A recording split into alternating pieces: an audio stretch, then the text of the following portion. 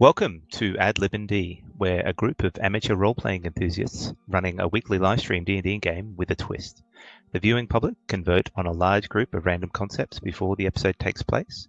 Once tallied, the DM will select 5 of the 10 most popular and tailor that episode of the game against the chosen ideas. Anything can happen.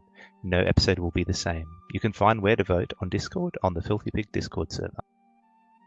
Okay, so where we left off the guys last time, they had discovered who had taken Feldisha York, and unfortunately he was horribly killed by some energy balls before he could be interrogated, and the party followed a trail to where they believe Feldisha was sent.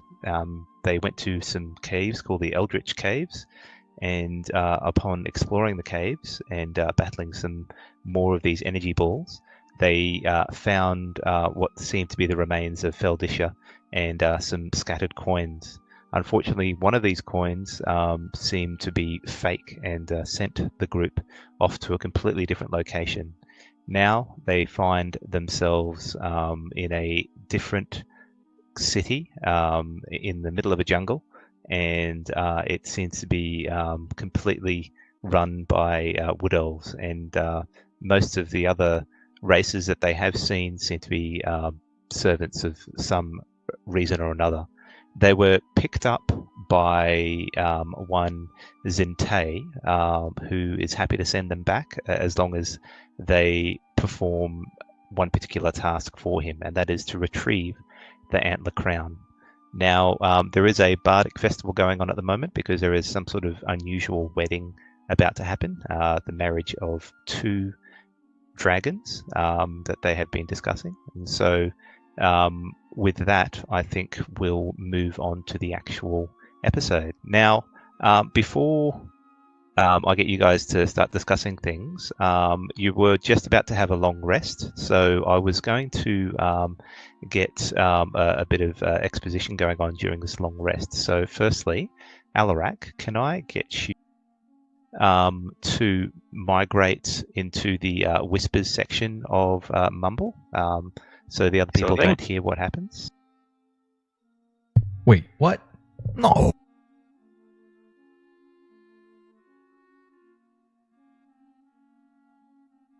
Okay, can you hear me okay? I can. Excellent. This is the first time I've done this, so I'm hoping it'll work okay. All right, so unconsciousness takes you as the welcome of dreamless sleep beckons. This night, though, your mind is on fire. Your consciousness awakens to a somewhat familiar cave. It is very hot here, much hotter than what you have come accustomed to in Medanio. As you work your way through the cave, a sense of knowing is nagging you at the back of your mind. Then you realize where you are, that cave on that fateful day that sent you careening to another continent and another life. Your mind screams for your body to stop, but your body does not listen as it works its way towards a hidden teleportation circle. You are just an unwilling passenger in this dream. Try as you might to control it, you can do nothing but watch. Then you see it, the flash of a long, dormant arcane energy as the teleportation circle comes alive and whisks you away. Before you feel the brutal lurch of being transported hundreds of miles away, something new sticks in your mind. One of the sigils seems familiar to you, but you cannot say why. Then it hits you. You've seen that sigil no less than 16 hours before. When you reached that abandoned building and arrived in this strange place, you have had a brief period of time to examine the teleportation circle that brought you here. One of those sigils was the same as this one, and with that bolt of clarity, you awake suddenly to the sounds of early morn. Now, Alarak, can I get you to... Sorry? Yeah, I would just have a question. What does the sigil actually look like? What does it resemble? So the sigil that was familiar to you is a incomplete circle with about 3 lines radiating out from the center at regular intervals. Right, so it's the same. Okay. Mm-hmm. It's not quite the same as what you've seen before, but this one's very reminiscent. Very reminiscent, yeah. So can I get you to leave and drag Wabani in for me, please? Sure thing.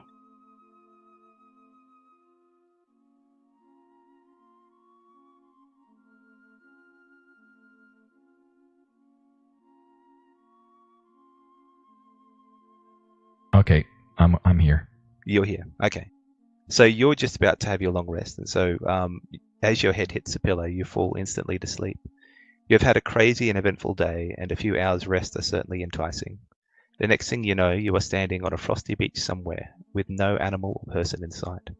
The waves lap lazily onto the shore, and then you hear a lady directly behind you, speaking. Wapani, is that you?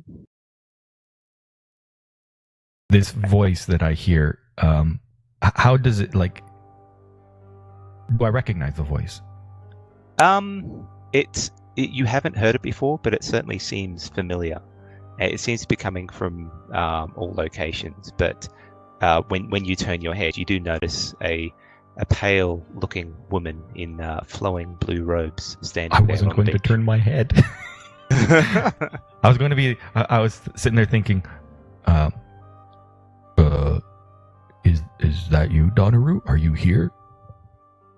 Yes, Wabani. Oh, thank you. I've been talking to you forever. Why now? I have come to talk to you about that relic you so flippantly threw away. Oh, yeah, it wasn't flippant. He seemed really upset, so I thought it would make him happy. You see, this is an important Donaru relic, and you should be holding on to it. It belongs to you, my lady? It has ties to me, yes. And I fall down on my knees, and I still don't turn, and I put my hands over my head. I'm so sorry, my lady. I didn't know. I wasn't sure. I couldn't remember. Hush. It is okay, Wabani. But just make sure. Just make sure that you retrieve it, because it will be of great significance. Should I kill him? I don't like killing humanoids. No, you don't have to kill that man. You just have to make sure you hold on to that item. Okay, I can do that for you, my lady. I will do it. Just as you mentioned this, you hear a rushing noise, as if water is surrounding you, and you feel a wetness around your legs, and the water seems to increase and go up your legs to your chest, and then up to your shoulders.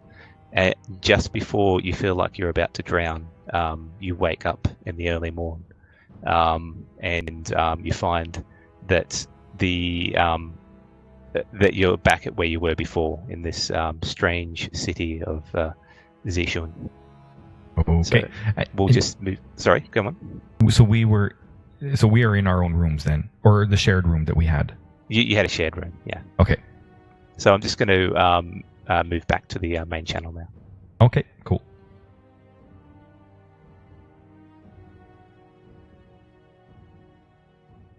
Okay, I'm back too. All right, so everybody's had a long rest. I'll mark that off. Fantastic. I just wanted to clarify one thing. So these caves that we went into were actually called the Eldritch Caves? Eldritch Hills is the name of the location. We really should have thought about this better. Yeah. Next time, I propose that we go into the Money Happy is Valley Riches or and something. Happy Valley Good Times caves. Seconded. Let's avoid like Death Cavern and stuff. Let's just not go in there. Out of character, I thought it was just interesting that, according to the intro, Feldisha was a male when I thought it was a female. Something's going on. Actually, she is a female. If I said male, I apologize. No. We know that it's Corbin Brown.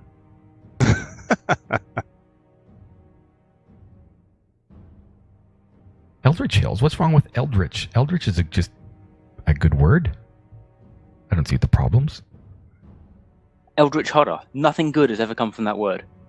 Eldritch Hills, not horror. Guys, back me up on this. It was a terrible idea to go in. It's a bad omen. No, you've said hills too many times, and I'm having mild flashbacks to The Haunting of Hill House. which was excellent, but still, don't go there. Just don't go there. Don't go into the hills. Righto. So, when we wake up, we're we're all in the shared room. Or wait a minute, is me and Alarak are sharing a room, and Riki and Jace are in the other room? Yep. That's right. Bindy's napping on my pillow. Okay. With her little fluffy tail is curled around my nose. So as soon as I wake up, I rush out of the room and I go and I bang on the door of Jace's and Riki's room. Open the door. Open the door. Jace, open the door. Jace sleepily gets up and he wanders over and he opens the door. He's completely naked. I'm gonna basically bowl him over. I want to try to make him fall prone. Whoa, here we go. Whoa. Buy me a drink first, big fella. Bindy starts chirping in quite an affronted manner and puts her tail over my eyes. I'm like, Jace, you need to give it back. You need to give it back. Donaru, I saw Donaru. She spoke to me. I was wrong. You need to give it back. Wabani. It's too early in the morning for this nonsense. You've told me yesterday, Wabani, that Donaru doesn't speak to you. Why can we save the tricks for later in the day when we've all had a chance to have, a cup of coffee and some breakfast? Look, Jace, I'm young. Normally when I wake up in the morning, I need to go to the bathroom. I don't need to go to the bathroom. This is serious. She visited me in the night. You need to give it back.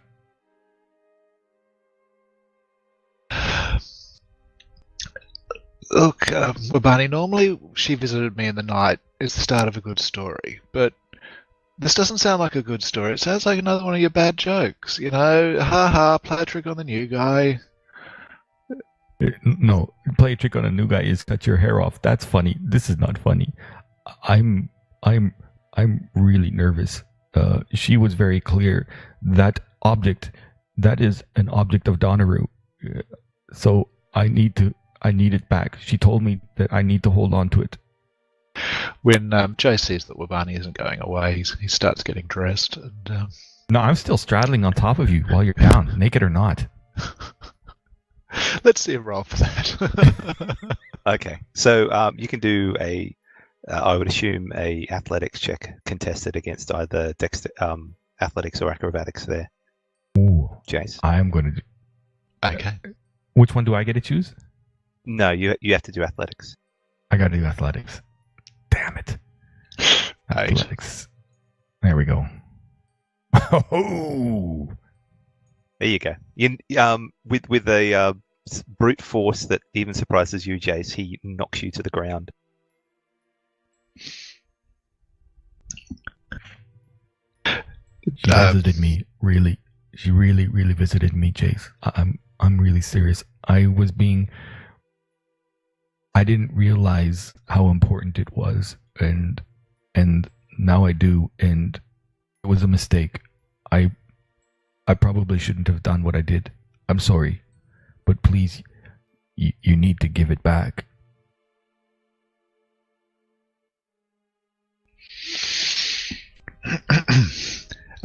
Jace calls out. What's the imp's name again? Masquin. Are you holding the actual wooden ball? No. Okay. Nothing responds to your call. I roll off of him at this point. Okay. Jace wanders over and picks up the boar, and he says, "Masquin." With a flash of light, the little imp appears and goes, "Yes, you called? Get me my pants, and while you're at it, Wabani says that this boar is an object of Donaru. Is that true? Donaru, you say? I have not heard that name." As he wanders off and he picks up one of Riki's pants and goes, "Is this yours?" No, I'm a touch larger than Riki. And I also object. I wouldn't have left my pants on the floor. Okay. Is this it? And he holds up a tatty-looking pair of pants that he's somehow found in a corner. No. Try. I can see why. You got cast into this object. If you can't be, no better a manservant than you're showing. Then what is the good of you? Hey, that hurts, even for an imp. Well, find me my pants. What do they look like? Masquin, you don't know Donaru? How? Well, I was sent into this object. That doesn't mean I know who created the object. Anyway, here they are. And he picks up your pants finally and flies over to hand them over. Okay, Jace starts getting dressed and says, Let's look. If there is a wave symbol on the wooden boar, that is her symbol. Is there a wave symbol on the ball? The only symbol that you can see is an inverted triangle with an eye inside it. Jace shows that to Orbani. No wave. I do not understand. I can tell you, she visited me and she told me that I must hold on to this object. I don't know why. But gods don't lie. But people do, Orbani. People do. You've been lying to me ever since we first met. Yes, well, look, you're a stranger and you've been flamboyant, and normally, you're a target. You're part of the Dodgy Brothers now. It's a hazing ritual. Am I still being hazed? I will not haze you for a second more. I can't speak for Alarak. This is serious. Donaru visited me. I've never ever heard her before. This was the first time. Although, yesterday was a little bit of a revelation, and maybe she's been speaking all the time. I didn't understand, but this was very, very clear. She spoke to me, and her voice, it wasn't, like music to my ears, but it was pretty close. It was powerful. It's not like me talking to you now. It was like thunder in my head, kind of, because it was from every direction. Jace sighs and he tosses the boar to Wabani and says, "Oh, fine. Well, maybe you can teach Masquin to fetch the right pair of pants the first time. But Masquin, before you go, can you give me my shirt?" Masquin at this time has just been looking at your abs this whole time. It's rather creepy. And he goes, "Oh, yes, sure. Okay." And he sort of flies off and goes, "This, no, that's too small. This, is this it?" And it looks like it is your shirt. That's it. Bring it over here. Thank you, Masquin. Okay. Are you done with me? Yes. Thank you very much. Okay. And so he hands you the shirt and then disappears with a flash of light back into the ball. And I'm just like, yeah, it's a good thing you need to get dressed. Damn, you're really hairy, Jace.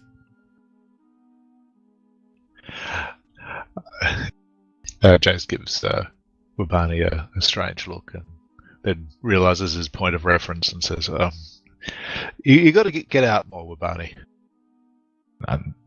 What are you looking at that? Your chest and your back. Normally apes have that hair.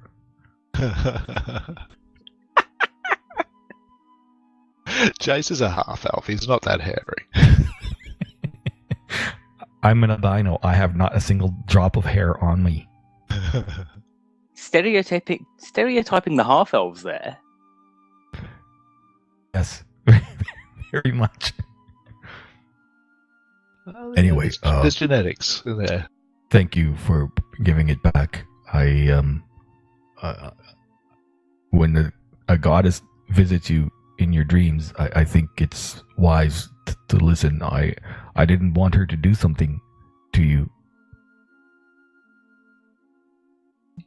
Jace dusts himself off and says, "Yes, well, next time she talks to you, see if you can avoid." Ask her a riddle? That wasn't where I was heading, but sure.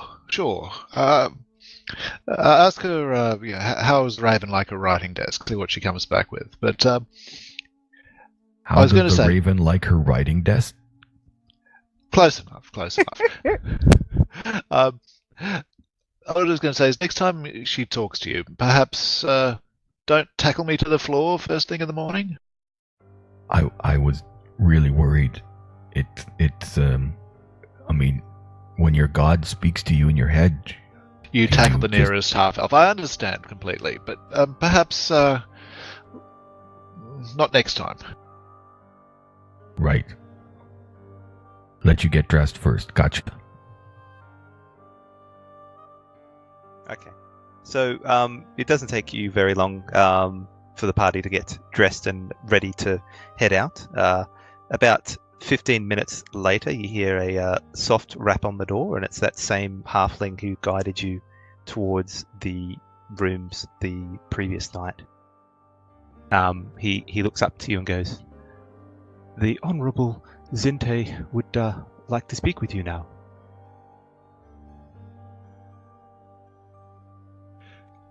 Jace slips him a gold piece and says, "Lead the way, good fellow." He sort of, when the coin lands in his hand, it sort of just drops out of his hand and smacks onto the floor. And he heads on, leading the party. Alarak dives. Jace picks it up again. To contest. Alarak or No, Jace, who's quick? I think Jace would be close enough to get it before anyone else. Indeed, he's probably so nimble that it doesn't hit the floor. Catches it in midair. Nice. I think he does. There you go. 22 sleight of hand, perfect. It's like it never fell out of the guy's hand. Okay. So you follow this halfling in his deep blue robes, and it takes you to a different location you hadn't been to the previous day. It's another internal garden. This one with some beautiful flowering plants and even what looks to be some vegetables in the corner. And Xin'tae's sitting at a lovely metal table with some floral patterns all over it, and he seems to be eating breakfast. And when he sees you enter, he goes, "Ah, yes, it's you lot again. Are you ready to head into the Zubao estate and retrieve that crown I have asked for?" I had taken that we were invited here for breakfast. Surely not on an empty stomach. Look, I'm not here to pay for your food. I can give you a small smattering of rations if that is what you desire, but I am here for your services only. And I just say to him, "So much for the famed hospitality of the elves," in Elvish. He completely ignores that comment. Right, well... Jace says, "Well, the rations would be welcome, but one more, perhaps more important request is my companions are unable to speak your language, our language. Could you perhaps facilitate their understanding, perhaps with the tongues spell? It will make the motion go much more smooth." Everything you ask for, it's like pulling teeth. Yes, I can arrange that. Just wait while I get one of my servants to come here. And he claps his hand, and one of the halfling who brought you here sort of shuffles up. He whispers something to his ear, and then the halfling dashes off and goes, right, well, we'll have the local cleric to cast those spells on you. Just be aware, they don't last too long. Oh, what's going on? Just explains the situation. As far as I'm aware, that spell only lasts about an hour or so, and I think it'll take you a bit longer to actually get into the building. But nevertheless, you can have that spell cast on you.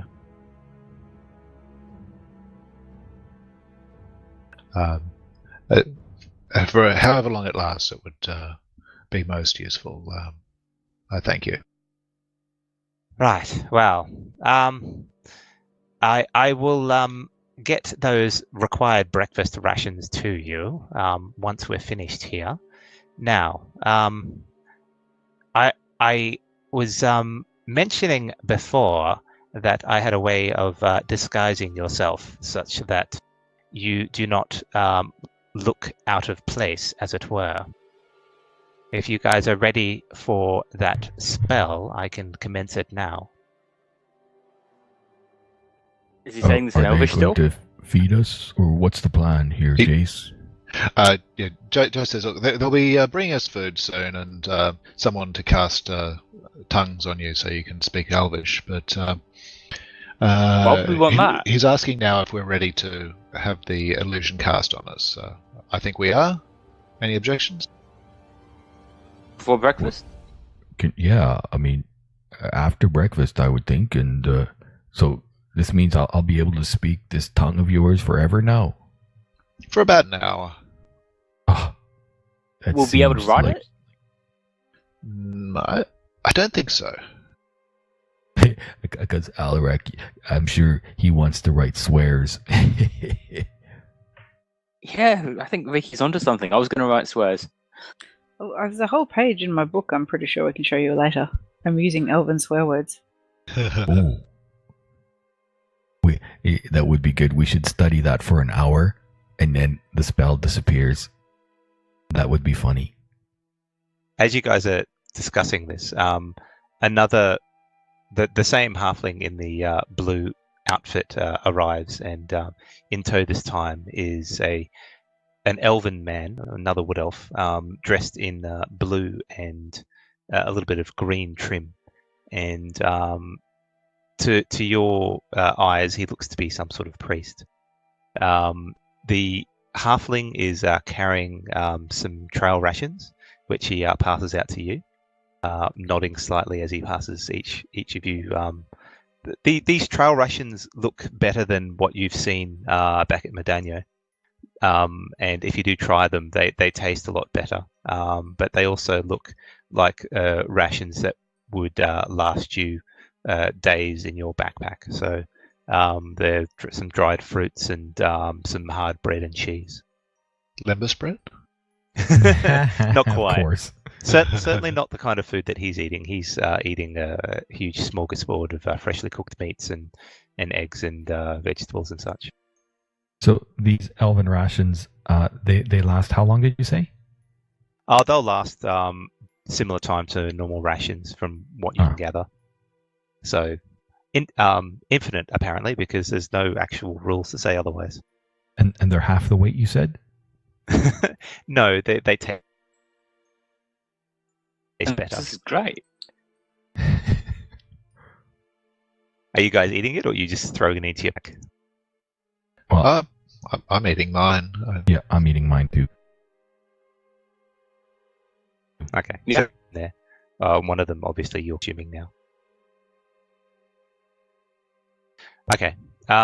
So the priest, after speaking to Xin'tae quietly for a moment, walks up to Alarak, and he is going up and looking like he's going to touch you on the shoulder. What do you do, Alarak? Do I recognise the symbol that he's wearing? I wanted to have a quick look at what organisation he might belong to if I recognise it. Okay. Make a perception check.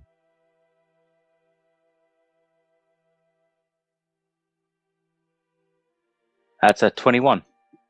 So his robes don't seem to have any interesting markings on them, but you do catch a brass symbol around his neck that's partially covered, and it looks like similar symbol that you noted on the wooden boar. Oh, okay. So, given that Urbani's been going on about the board and the symbol of Donero, yeah, I'll trust him. He can touch my shoulder. So he touches your shoulder, and after about 6 seconds, during the 6 seconds, he's whispering incantations that are meaningless to you, and then when it finishes, you feel a bit of warm energy rush through your body for a moment, but then it sort of fades away, and then he moves on. Do I have to make a wisdom save? No. And then he moves on to Urbani. So he put the disguise and the tongues on Alarak? No, the priest just cast a spell on Alarak. Alarak looks the same. Oh, okay. And when the priest moves up to you, Urbani, he starts to attempt to touch your shoulder. Do you do anything? I'm first off like, because I'm speaking common, of course. What god do you worship? I'm a cleric myself. Oh, I'm a witch doctor of Donaru. The cleric looks to you, and there's a blank look in his face, and he states, "Please stand still," which surprisingly Alarak understands now. I kind of move to the side and avoid his touch for a second with my amazing reflexes. I look at him in the eye. I want to insight check him. Jay says this is the priest to cast tongues for you. Right. And then I'll step back in front of him, and I'll look at him, and I'm going to stare him right in the eyes as he does this, as he does whatever he does. He is more focused on the spell than your face, and rests a hand on your shoulder, repeats the same incantation that he did on Alarak. You feel that warm sensation that Alarak felt, and then it sort of dissipates. And with that, he turns around, bows to Xin'tae, and leaves. This is great. Now we can finally converse in a civilized language. I say in Orcish. Xin'tae looks to you and goes, "Ah, yes, now you can speak, and I can understand what you say." So the proponents of the spell say, moreover, when the target speaks, any creature that knows at least one language can understand you. So even if you speak in Orcish, he still understands you. Damn it. I thought it was just me. Damn it. And I'll say in common as the priest is walking away, who do you worship? He ignores your statement and keeps walking. Well, he's really pretentious. Did you not see him? He had that symbol. What? You know, the symbol on the boar. He I say this... infernal. Do I understand if he speaks in infernal? What was even he said, as long as we share one language? You understand him because he's speaking, and if you know at least one language, which you do, you understand him. Doesn't matter what he's speaking. Okay. And I'll be like, you're shitting me. That strange symbol on the board? Where? What do you mean? It was around his neck. Didn't you see it? I'm going to grab a pebble and I'm going to throw it at the priest. Okay, make an attack roll. Oh, dear. Here we go. Well, hang on. How clean is this place? Are there pebbles lying around? Yeah, there's some pebbles. You could easily pick up one. That's a 17. So you pick up the pebble and start to throw it towards. Yeah, I'm aiming to hit him like in the shoulder. Okay, so you throw the pebble and it arcs. It looks like it's arcing towards him, but at the last moment, it sort of bounces off something that you can't see. And at that time, he sort of disappears off into the distance. Hey. And Xin'tae looks at you and goes, "That was not very civilized. Have I chosen the wrong people? Should I send you off on your way. Oh, you're gonna send us home? Sure. What are we doing again? You wouldn't be going home. Jace, Oh. Jace says to the Wabani, you missed out a bit of the conversation earlier, but this guy is the boss, and we need to do what he says. Yeah, well, I mean, I just thought it was quite interesting. Alarak tells me that fella had the symbol that's on this artifact, and I pull the wild boar out, the wooden boar. He had the same symbol. I mean, I wanted to talk to him about it. And I look at Xin'tae. You know that symbol? Make a insight check. I can do that. Dum-da-da-dum. I've got that hotkey too. F4. Ah, fudge. So he looks to you and goes, I'm not interested in your toys. I'm interested in your abilities. Now, are you going to stand still and let me cast this illusion on you? You can't tell anything. He just seems a little bit annoyed. And I'll move to the side. I think, Jace, this is your rodeo. Jace steps forward. Okay, so he starts concentrating and moving his arms around. Just hold on a second.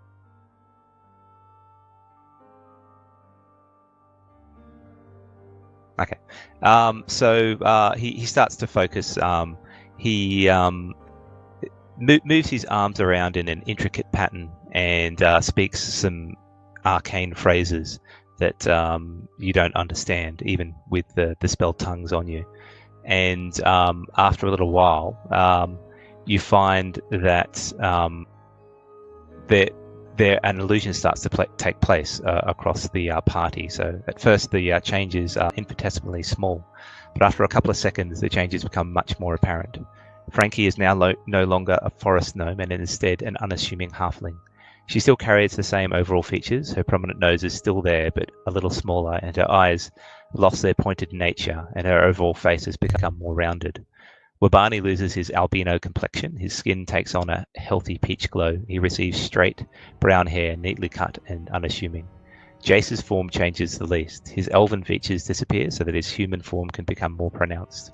His beautiful flowing hair remains, and his winning smile is also there. Alarak takes on probably the greatest transformation of all the group. Where before stood a towering half-orc, all horns and sharp teeth, in its place stands an extremely tall human, well-muscled and broad-shouldered. Black hair sits atop his head, running for about 2 inches. In place of his loincloth, he sports a dark blue robe.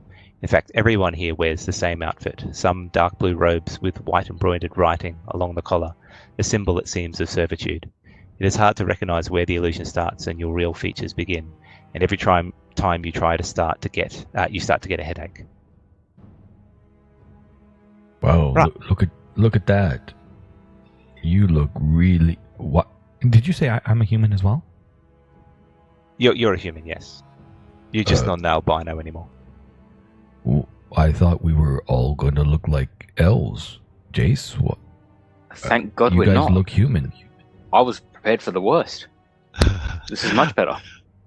We're going in as servants, so it seems their servants are a human. I don't quite know why I had to change from a gnome to a halfling. This is confusion.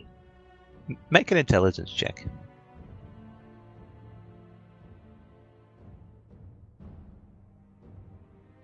No, intelligence check.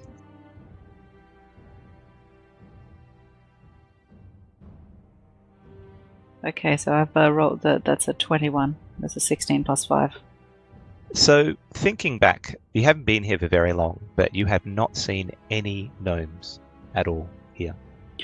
Clearly we have too much sense to be involved with these people. Okay. So, Riki just pops little Bindi into her hand and says, "It's okay, girl, it's still me. You've seen odder things happen before. but just probably stay out of sight because there's a lot. I don't think they're very nice, to be honest. And don't poo on them, no matter what you do. Xin'tae looks on and goes, I think I could have done a bit better, but it'll do. So, you've been fed, you have the disguises. I think it's time for you guys to head off to Zubao. Is there any other questions you'd like to ask before we leave? You'll take us there, will you? I have one of my personal guard will take you there. He's actually going to take you to an intermediate step, and from there you will travel with a rather large group of servants to the Zubao estate to set up some quarters for a colleague of mine. At least that is the cover that you will be using. Very well.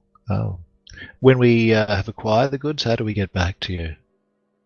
Ah, yes. Well,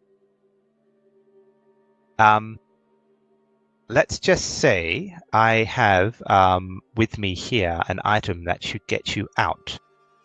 And he digs around in his pocket. And just hold on a second.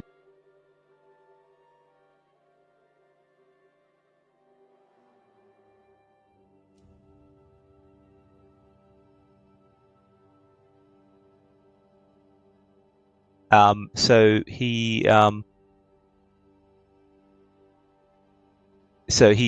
hands over to you what seems to be a simple stone, and he says, "This is what is called a teleportation stone.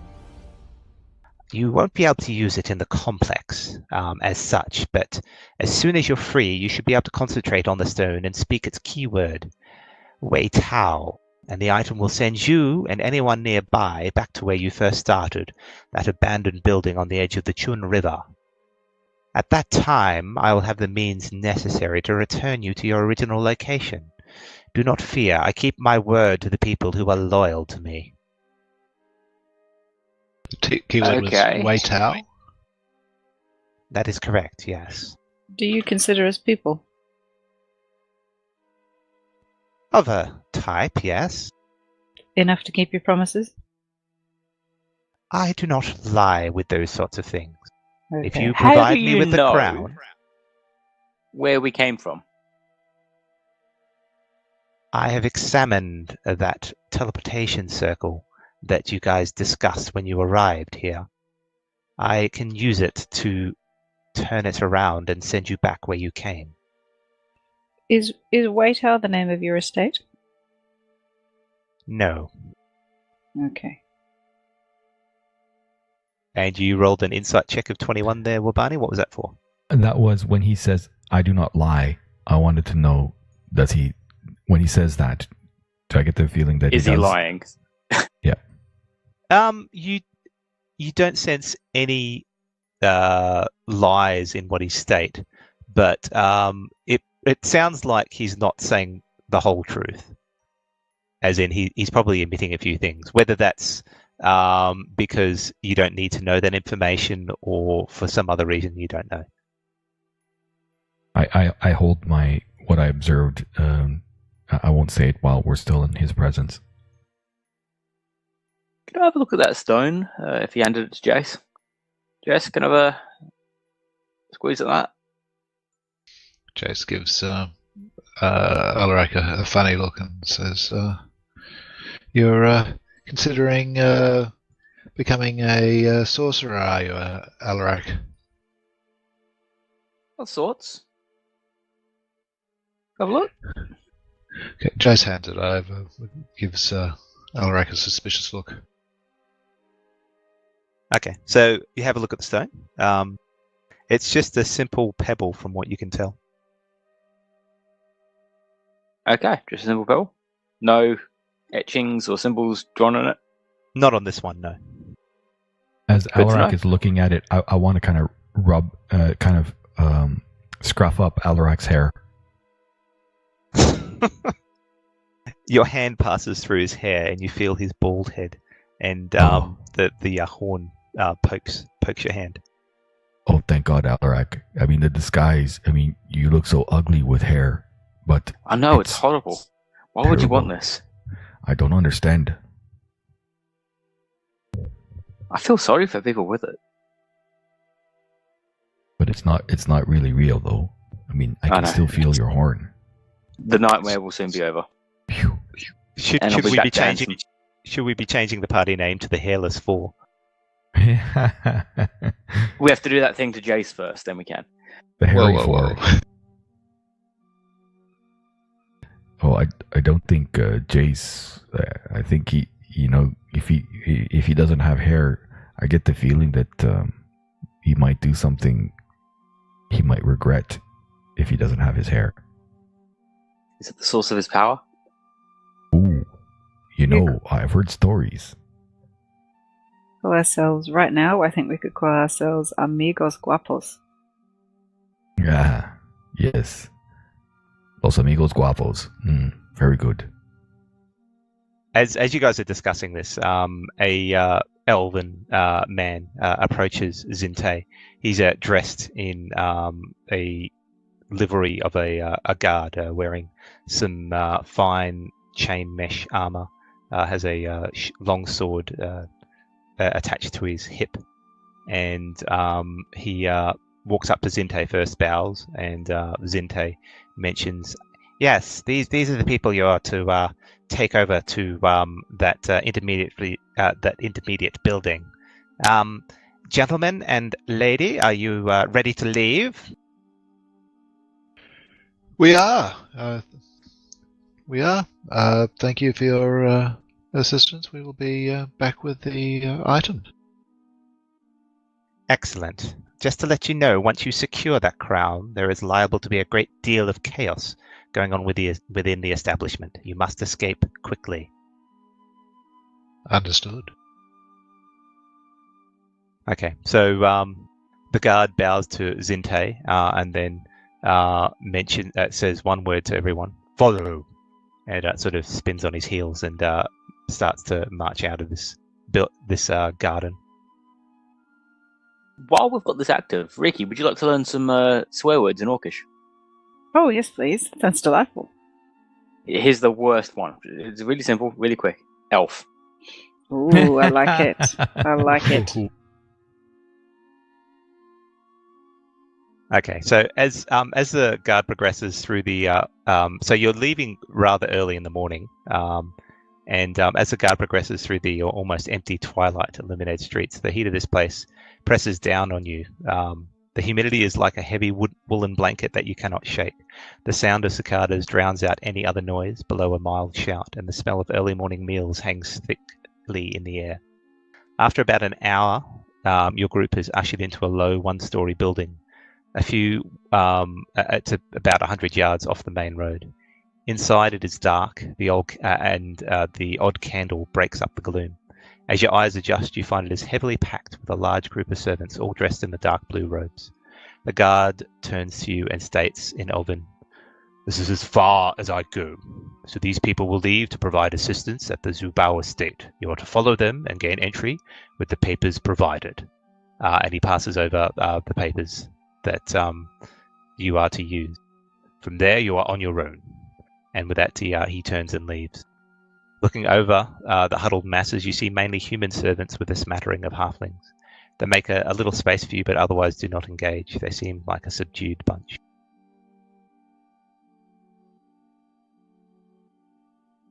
So we're essentially in a waiting room?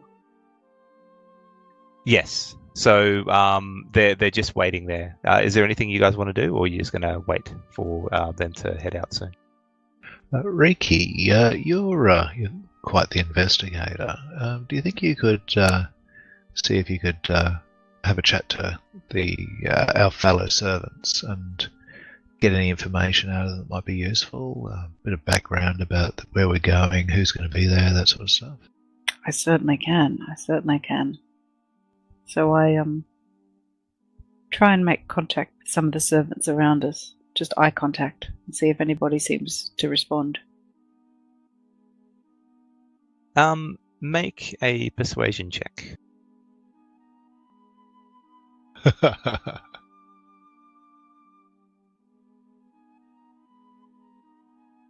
Oh my natural goodness! 20. I rolled a natural 20. Considering that makes it 19, that went pretty much as well as it could.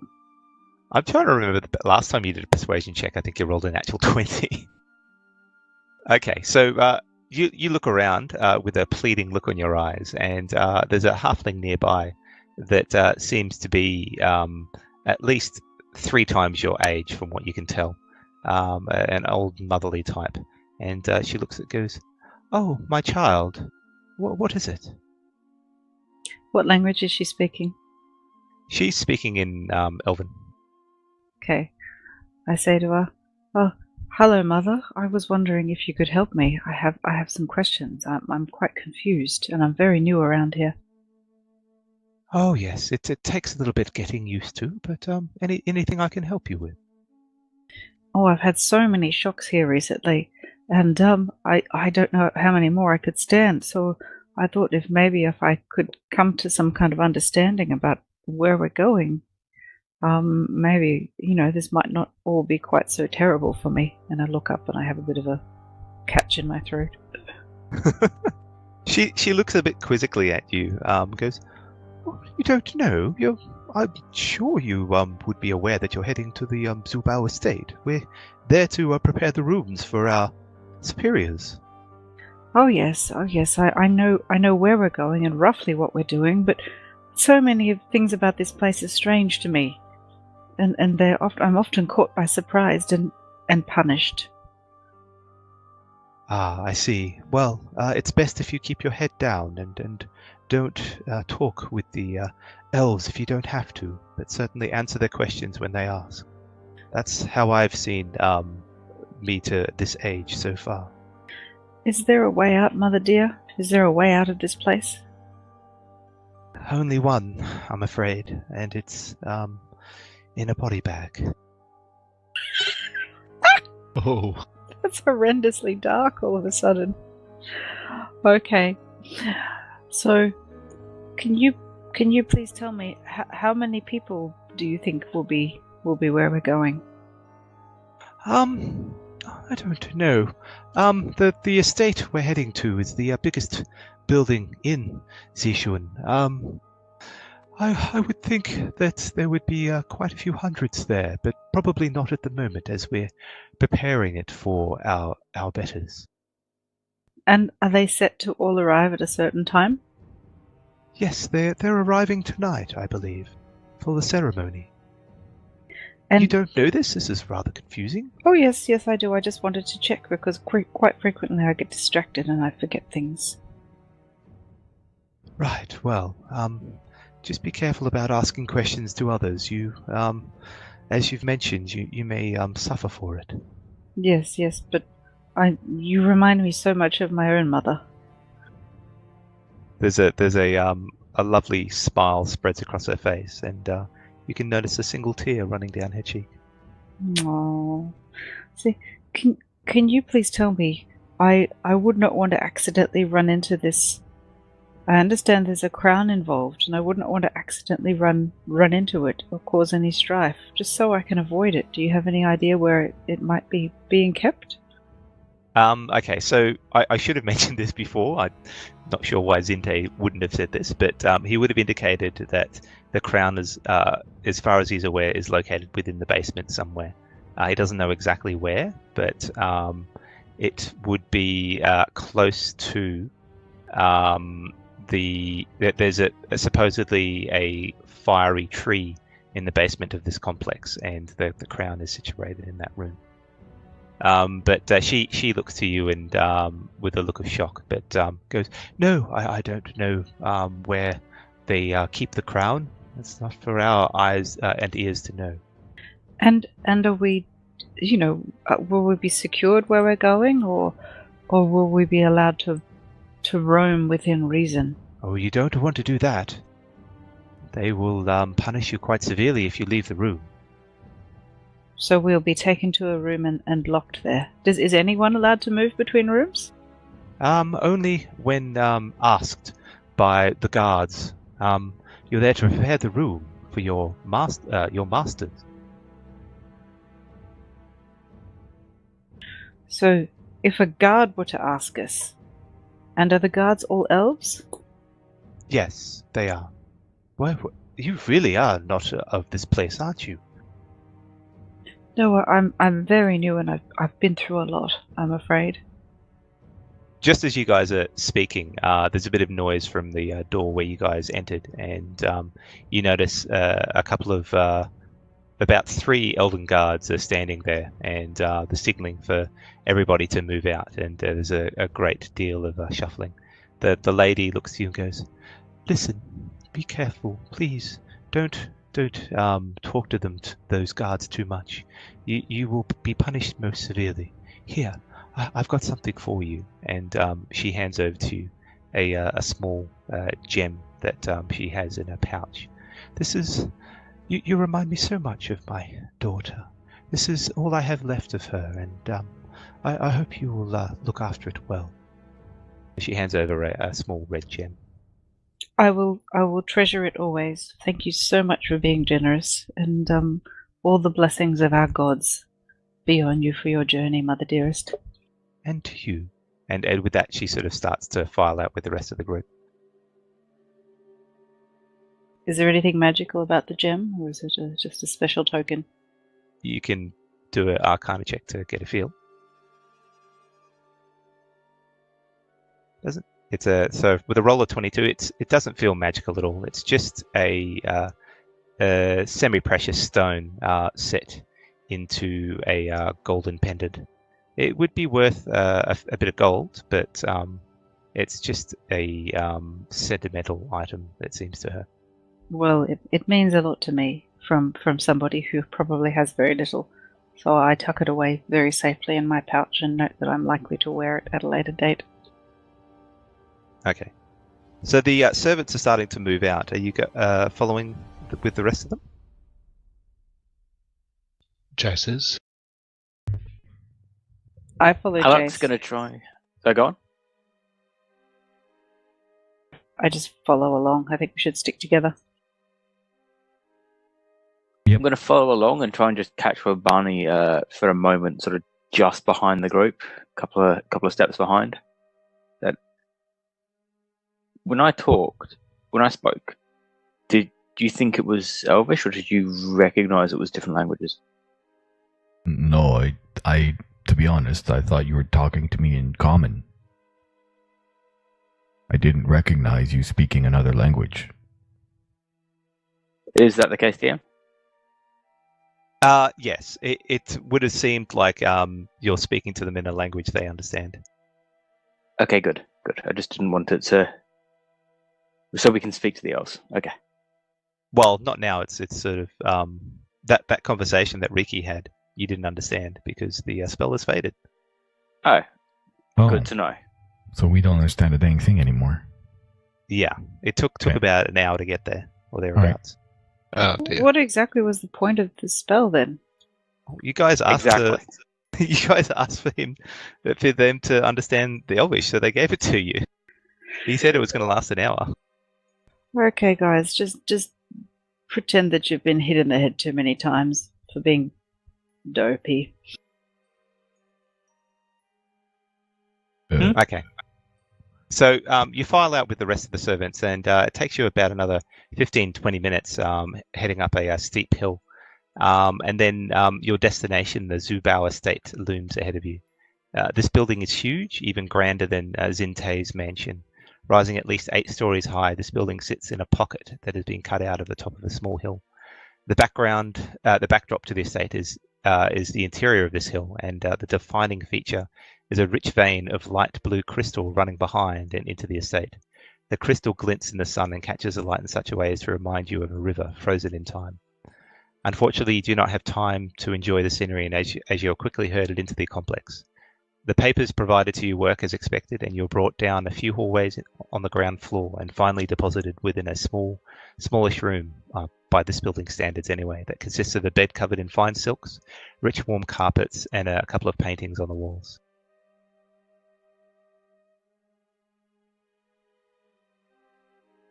There you go. So you're now inside the estate, and you have to find a way into the basement somehow.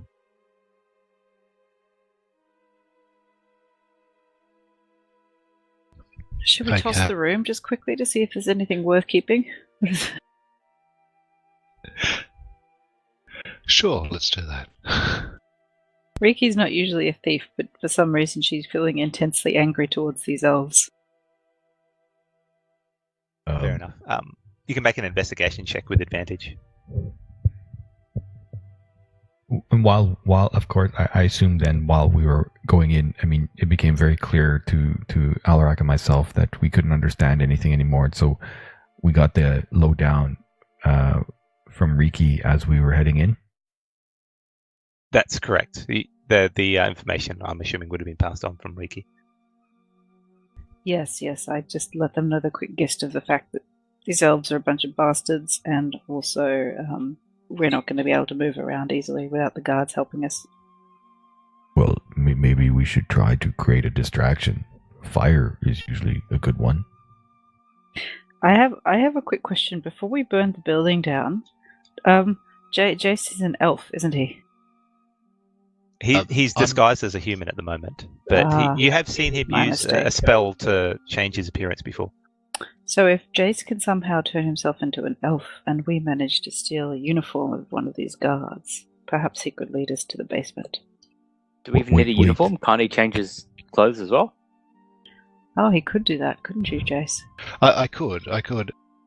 But I was just wondering, do the guards need to escort us everywhere, or your halfling friend said that the elves that we can leave the room if we're ordered to by a guard. But have we ever seen any servants who aren't in the presence of a guard?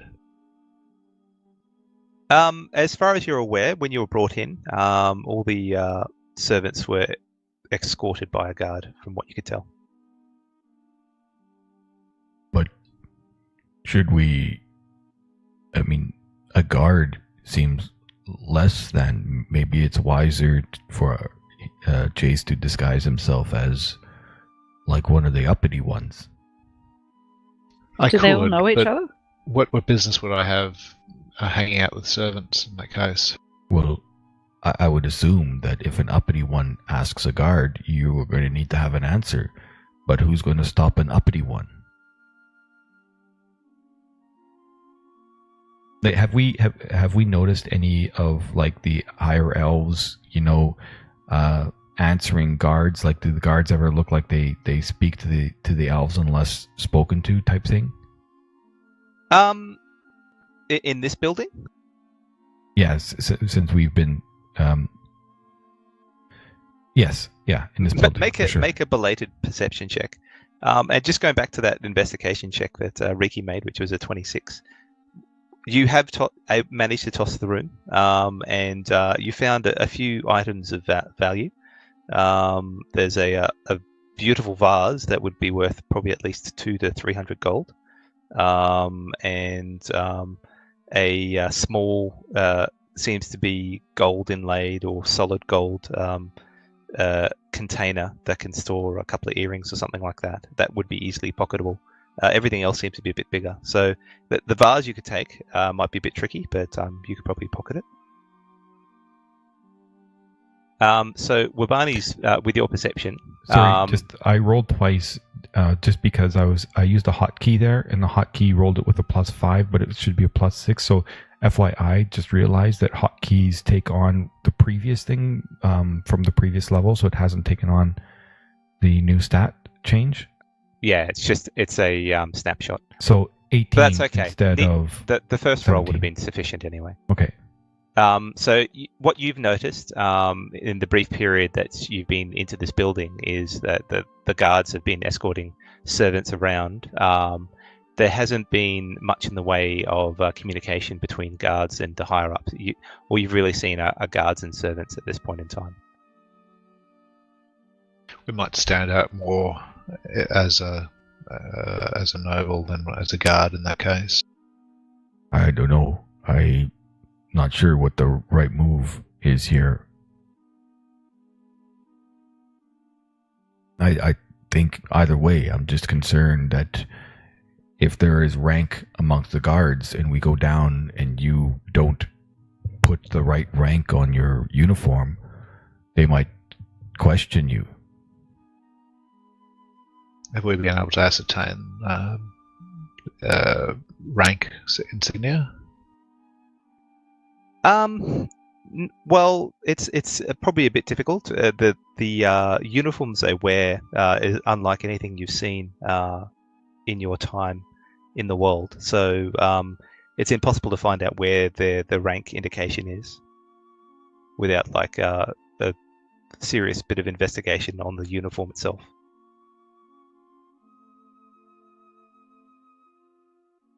But I mean, you could poke your head out and have a look. Maybe get a guard over to get a investigation on them if that's what you wanted to do. And I to be honest, Alarak, I haven't noticed anyone here, like of the uppity ones. I mean, Jace would probably have to look like one of them, and I don't know which one would be the wise one to choose. Why don't we call a guard over and I'll see if I can get a good look at his uniform. Riki, Okay. Maybe you could take notes, and so we can compare notes. Have a good look too, so we can compare notes afterwards. I'm happy I've to got do an that. idea as to why we need a guard, because we need a good reason, don't we? We do. Now, just checking, Riki, is this squirrel is it like a magical construct, or is it a real thing? No, it's a real, very, very killable, lovable squirrel. Okay. I think we might need to open the window. And I'm going to pass it something that I purchased a few sessions ago. Some of the coffee beans. You're giving coffee beans to the squirrel. Yeah. Oh dear. Okay. What's the plan here? The squirrel's going to eat the coffee beans and then defecate all over the room? It gives us a good excuse. Yeah, well, there you go. Go for it. I was going to suggest that I don't know if this has the best interests of poor little Bindi in mind, but surely, and we might find some pie crumbs as well in the bottom of my bag to sweeten the deal. I've heard stories that said some pets, or I don't know if it's a pet or a familiar. They say that if a familiar dies, it comes back. Yeah. Will Bindi come back? No, Bindi's spirit will move on to the animal realm, where she'll go and be with the rest of her family. But no, I won't be able to resurrect her. This is why I'm leaving the window open. Is she really important to you, Riki? Yes, she is. She's my friend. Maybe that's not the best idea then. Oh, Bindi doesn't need to be around. We just say some animal's been in here and has crapped all over the place, and whereas we need to go find the cleaning equipment. Where do we go for that? Down in the basement. Well, maybe let's try to find the door to the basement, and once we know where the door is, then maybe we can secretly put a fire on the other side of the room and everybody goes to the door. Or maybe we put the fire at the place of the door and everybody runs from that spot, and we'll be like, don't worry, we'll put it out. Well, Barney, why do all your plans involve fire? Well, because I can make the sacred flame spell. So At least he's moved on from taking the clothes off of everybody he's killed. I hear there's already a fiery tree in the basement. ooh, see? It's like what do you say? When something destiny. There, destiny. Okay. So Jace opens the door and sticks his head out. Okay, so looking around, you notice there's a guard sort of walking along the hallway nearby. Do you Okay. try and get his attention? Jace says, "I'm going to tell the guard that we need the cleaning products. Make the room look like it's. We need to clean it." can I use prestidigitation to kind of make it look like rats have been over the place? Yeah, definitely. Okay, so I just use prestidigitation and make it look like there's rat poo everywhere. Oh, that's a much better idea. Poor old Bindi Awesome. doesn't need the blame. Wait. Did you do? Has there been any rats? Have you guys seen rats? Maybe We have frog now. poo over here. Maybe it's not rats. Maybe it's frogs. So Jace calls a. I make it a mix of rat and frog poo. And hide Bindi. Hide Bindi. Yes, Bindi's very well hidden. Jace calls the guard over. He walks up to you and goes, "What is it?" Oh, so sorry. Some creature has been in the master's room and has defecated all over the place, and we need some cleaning equipment. Otherwise, he'll be most unhappy. And you expect me to get it? Well, What are you? No, but I don't know where to go. Okay. Follow me. Okay, Jace follows after him. Okay. So is anyone else going, or is it just Jace? I'll Bindi's go down. Yeah, we're all going to help. Yep, I'm following too. Jace, as we're going, Jace says, begging your pardon, my lord, but do we need an escort within the grounds here, or can we get needed supplies on our own? There is a lot of poo. You must be escorted at all time, and the door at the east east hallway is not to be entered at all. That area is out of bounds. Now, are you going to take? Am I taking you to the cleaning equipment or not? Yes, please, my lord, yes. Okay. So he takes the group, your group along, winding around, and you catch sight of the door he was speaking of. It seems to be unguarded at this point in time, but it certainly is down off in a hallway by itself, and you get a feeling that's where the entrance into the basement is. How far away is it from our room? That would be probably about 200 to 300 feet. Are you guys going to do anything, or are you just going to keep following him? Is there much activity between there and our room? A little bit, not a huge amount. Most of the servants are now inside their rooms, probably preparing the rooms. Have I had a good look at his uniform? Make a perception check.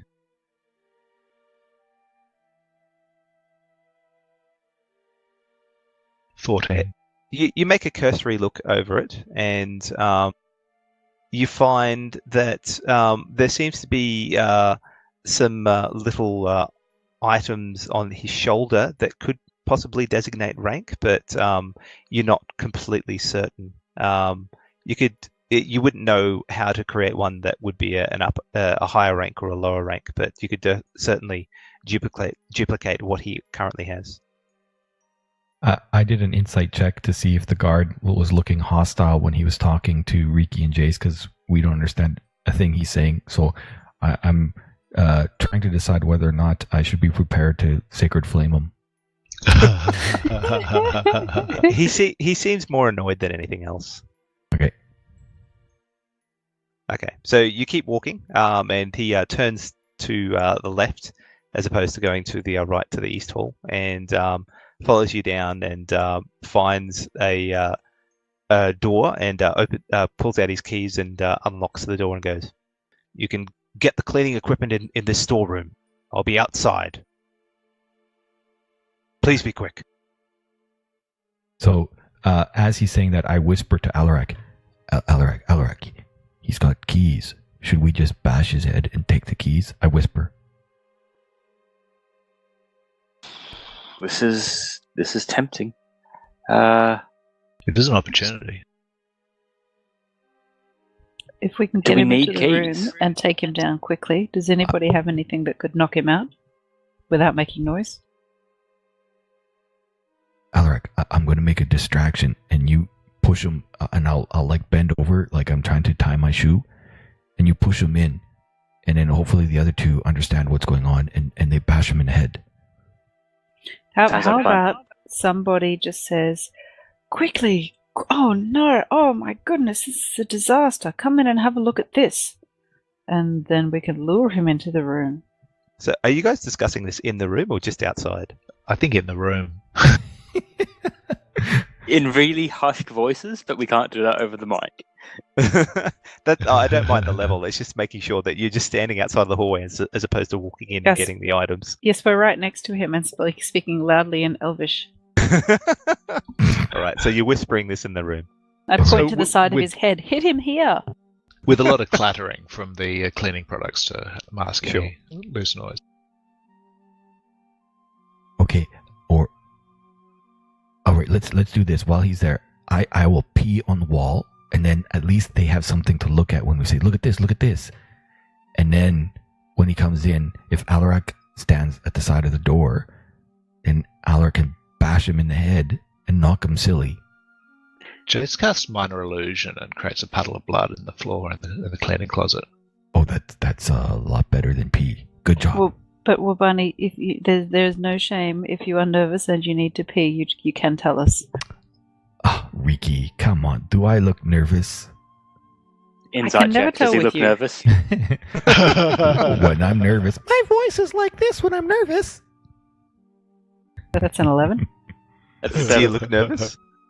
No, I'm not nervous. My Okay. voice rises when I get nervous. All right, We so got- you now have we got this. a puddle of blood on the floor. What would you like to do? So Jace goes out and says, my lord, I need to show you something in here. It looks most troubling. I think And while Jace is doing that, in common, I'll be making all kinds of exclamations of concern and distress. The You can ignorant hear human. You can hear a loud harumph from the guard outside. Oh, what is it? And he walks up and moves towards the area that you were pointing. So he's got his back turned to you at the moment, Alaric. We close the door behind him. Glaive across the head? All right, make an attack with advantage. And are you going for subdual damage here, or are you trying to kill him? Trying to knock out. What, Alright. and then slit his throat when he's down. So bonus action, planar warrior.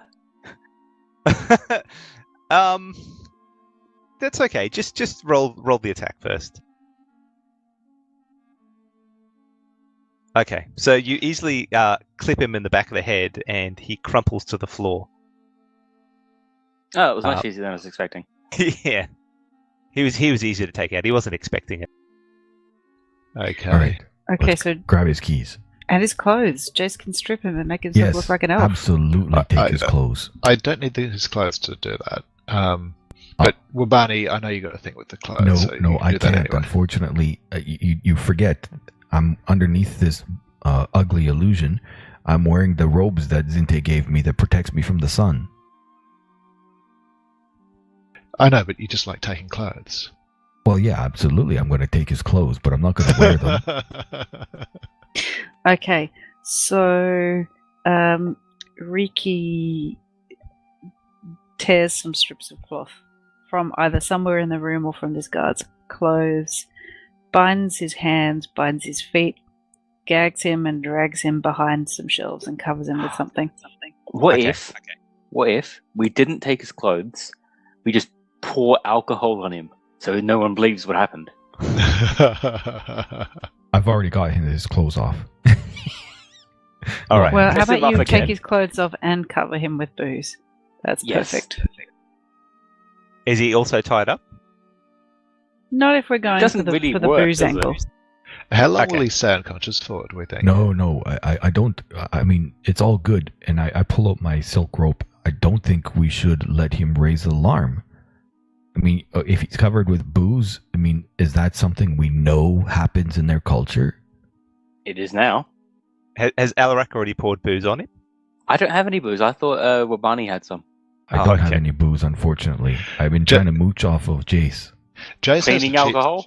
Jace has the cheap booze that Wabani bought for him from Shifty-Eyed Pete. He pulls it out and tips it all over the fella. I cry.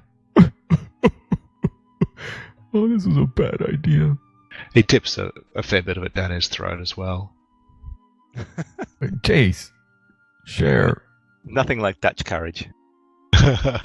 Well, I mean, hopefully it'll make him stay out a bit longer. At the very least, maybe he'll be slurring a little bit when he does wake up. I take one of the blue vein mushrooms that I have in my kit in my backpack, and I put it beside his mouth. Like he was chewing on mushrooms as well. Okay. So you've done a good job of stripping the poor guard. You've collected his keys. He's heavily smelling of alcohol, and he has a couple of other items to indicate he's failing the world. And Okay. if he's got any money, But yes. Jeez, it took you a while. You find a small coin purse that's got about 4 silver. So you each get 1 silver each, unless, of course, the person who's found it takes it all. no, I split it out. Okay. So you can increment your silver by 1. Okay. Anything else of interest on him? The keys. He's got a longsword. Nothing else really. Okay. Take the long sword. Don't leave it. We'll throw it Yeah. somewhere. Yeah. Okay. I'll take the longsword, and I'll disguise myself as a. I'll also buckle it on, and I disguise myself as that guard. So when you buckle on the sword disappears underneath the current illusion. Okay. Excellent. I'm going to cast disguise elf and make myself look like this guy. Okay. So now there's a unconscious, drunk elf on the floor, and also the same guy standing there. Okay. Should we make our way straight for the room? Yes, no mucking around. Should we walk freely behind you or in front of you, or should we put a rope on our wrists or something? Walk behind me, and bring the cleaning equipment. I think. Okay. Does any of it seem particularly caustic? Like I could chuck it at somebody if they asked us some questions and it wasn't going well? Make a investigation check. Oh, any floor wax as well? Well, that's a 10, which is a 3 plus 7. Unfortunately, you don't see anything that would indicate such a substance from your brief exploration. You can also make an investigation check if you want, Alarak. Yes, please. 19 minus 1, 18. Okay. You do find a bit of beeswax that would be used to get a fine sheen on tables and such. Excellent. I'll take that. Okay. So you guys are going to head out and head towards the door that says no entry, basically. Indeed. Well, we lock the cleaning closet first. Okay. So you wait for an opportune moment and then head briskly across the hallway down to the eastern doorway. You find the door locked, but after a bit of mucking around, you find one of the keys actually unlocks it, and you see stairs leading down. Let's go. Before we actually go down, I'd like to just cast my awareness around, burning a slot. Are there any dragons in the area? Okay. How long does it take? Is it about a minute to concentrate? It takes me a minute to concentrate, yeah. Okay. You sense 2 dragons nearby. I get direction? No, not really. There's just two dragons. No. Okay. Jason Okay. locks the door behind us as we go down. So they weren't lying about the dragons, guys. They are in the area. Interesting. I like how you can sense a mythical beast. This is what I feel like it could be. It feels, I don't know, fiery and angry. But also a construct. Jace gives Alarak a weird look and says, how do you know this? It's just being so, expert with magic and stuff, All right, then. That's funny, Alarak. Okay, so you head down the stairs? Yep. Yeah, head down the stairs. Are you guys doing it stealthily? Are you just walking down the stairs? I think we go for stealth, eh? Well, we can try. Ricky's rolled a 14. 22 for Jace. That's a nice Bonnie, natural 23. 1 for the 4. And a natural 20 for Urbani. So Alarak is walking down the stairs. He's having difficulty with his illusion. It's not quite syncing with his actual movements, such that there is a moment where he almost was about to trip down the stairs, but Wabani catches him at a just before he falls, and there's a bit of a chink of armor, but it could have been a lot worse. Alarak, your bikini. Sheesh.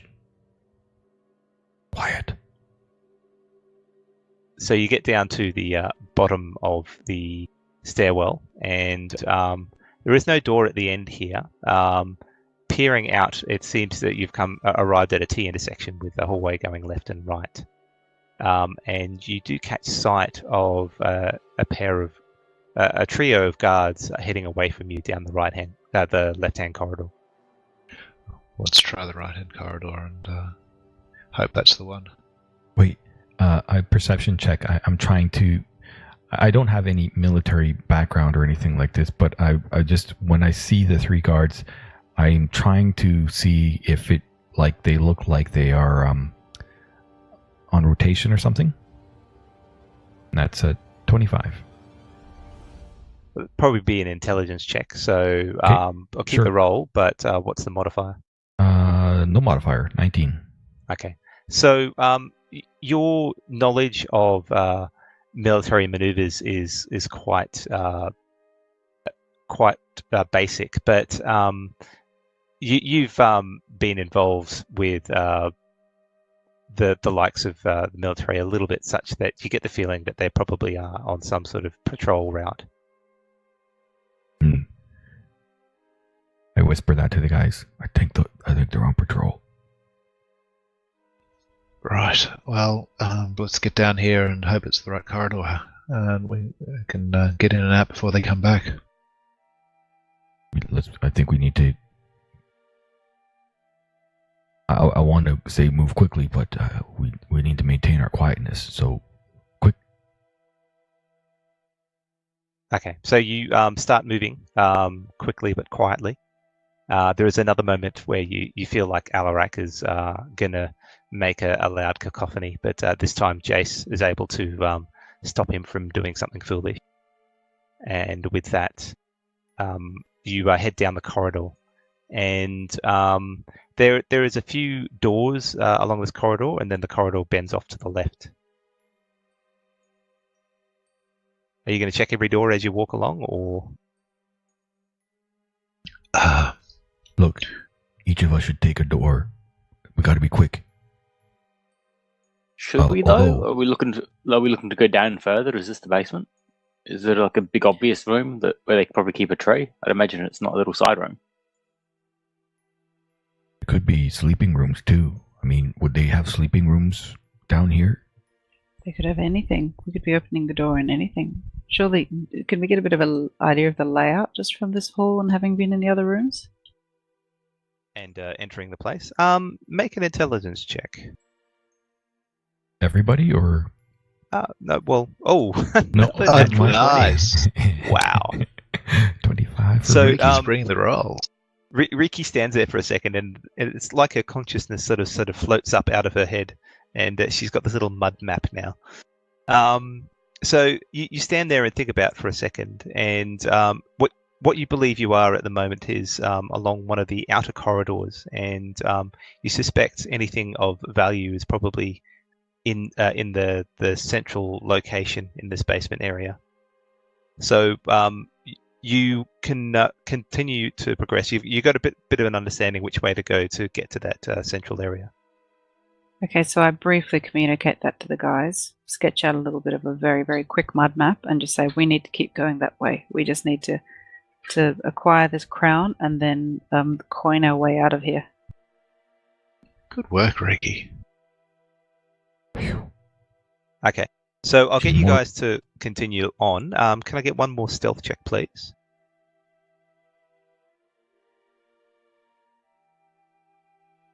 I did better. I got a 2. Oh, another 23. natural 20. Wow. That's two. Both my stealth checks were natural 20s. That's Wow. insane. And then you'll be rolling natural 1s for combat, right? Yep, that's the way of it. Against the 2 dragons. Yeah. Okay. So there are some moments where Jace and Alarak seem to be more focused on the prize as opposed to keeping out of sight from the patrols.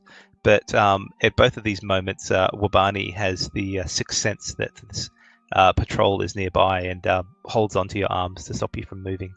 And just as he senses it, a group of 3 guards walk past, and you hide yourselves in a small alcove as they walk past. And this happens a couple of times, and after about half an hour or so, you work your way towards the central area of the basement area, which is where Riki believes the prize is. So this might be a good time for us to have a break. You are listening to ADlibnd. Now let's get back to the adventure. Welcome back, everyone. Just before the break, we have the party inside the estate where the Antler Crown is, and they believe they've found the location, or Riki has a good sense that the doorway in front of them leads them to the Antler Crown. What I'll do is you believe that the doorway in front of you leads to the Antler Crown. What do you guys want to do? So In front of a door, and the DM says, "What do you want to do?" Check for traps. Can somebody see if the dragons are on the other side of it? well, I can tell they're within a mile. I listen at the door. I can't hear a thing. Would you guys keep it down? So what you hear is some heavy breathing, and then you realize Wabani's up next to you, panting. Oh, why is it me? Because you're not fit. Can't be Alarak.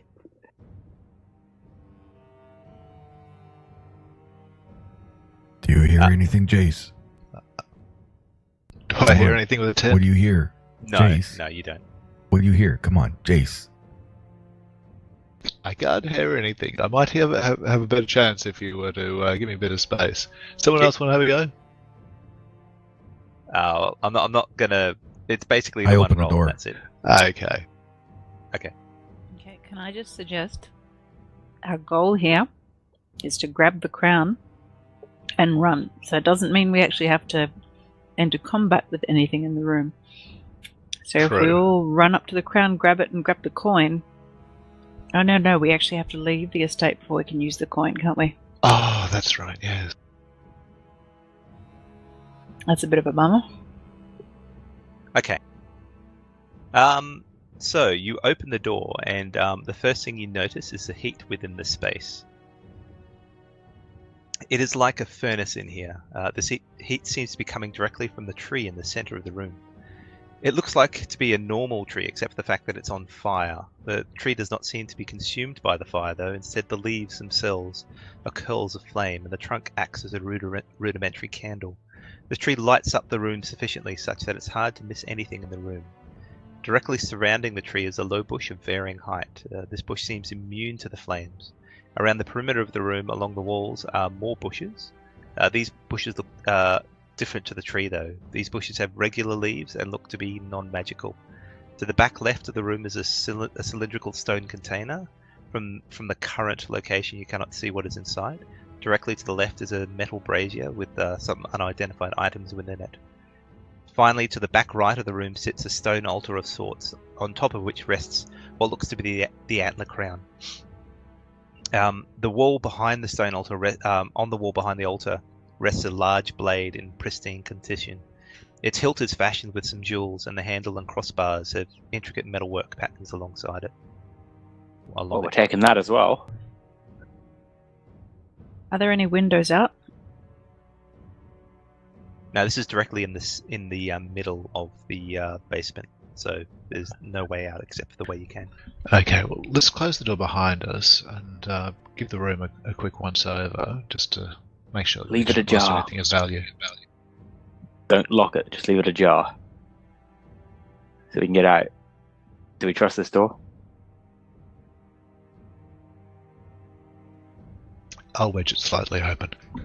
So you've got the door open. Can you see the map now? It hasn't closed for me yet. I can see a grey page. We're on the map page that was shown to us, but there's nothing on it. I can see a 15 and a line. Okay, but you So- can't actually see the map itself. No. Not yet. Just needed to sync. Should have done the preload image. But that line is basically pointing to where the stone altar is.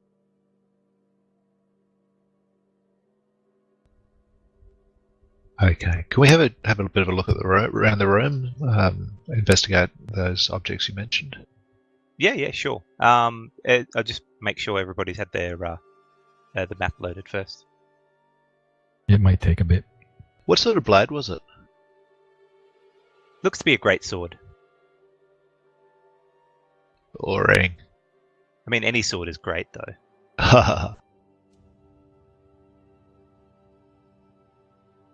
That was terrible. This, I'm just going to take 2 psychic damage. just for that, Yeah. and a form of indefinite madness as well. wait, I reached my hands out to see, like, if I put my... So we're all standing just inside the door. I want to reach my hands toward the tree and see if it feels warmer, my hand that's reaching out. Okay, so are you sort of moving into the room now, are you?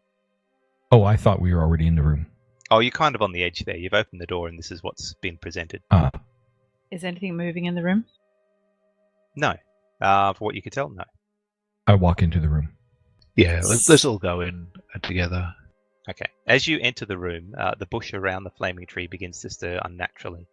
What you thought at first was an extension of the flaming tree is in fact an animal. Legs and arms start to unravel out of its form, and what at first was thought of as leaves is instead beautifully formed, luminescent, reddy brown scales that rustle slightly like some unfelt wind momentarily brushing past the creature. The highest part of the creature starts to become even higher as great leathery wings unfurl behind it. And then you catch sight of the head of this creature. It is shaped like that of a crocodile, but thicker and meaner. Sharp white teeth glint in the firelight. The biggest of such would run the length of Alarak's wrist. Feral red burning eyes look at you with a keenness of mind you have rarely seen. It opens its maw and roars a challenge that you find hard to resist. Can I get everyone to make, roll initiative, but also to make a wisdom saving throw, please? I was going to say I pushed the guys back out and close the door.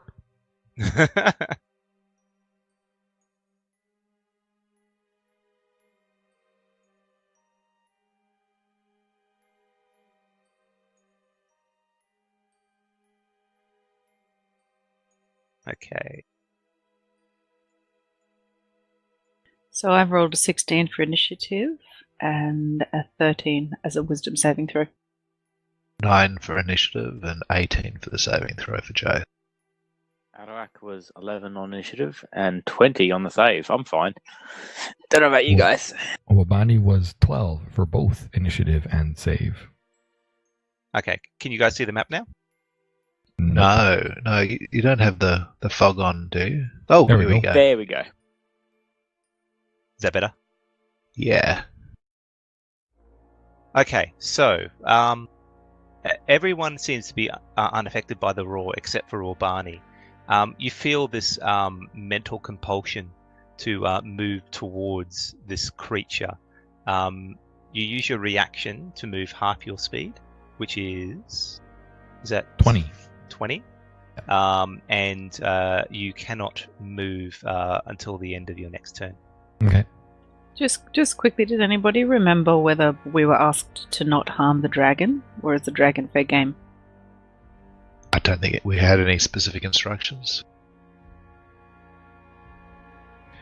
Okay, Riki. I should stipulate, does Wobani remember, because Dagobah does not. Riki, you're up first. Goodness Bunny. gracious me. Okay, so I just look. Oh goodness. Had we decided whether to grab and run or fight? What's our plan? Because if we fight, we're going to bring this whole place down on us.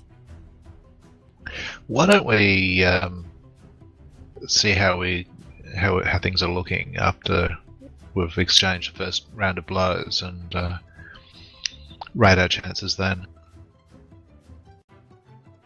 All right. Okay. So that Am sounds I fair. enthralled or am I able to respond? You can talk, but you feel this compulsion to move towards it. I'm like, it's so pretty. Come here, little fella. Come here. Big fella. Okay, so Riki moves over just so she has line of sight, and then she casts Snillock's Snowball Swarm on it.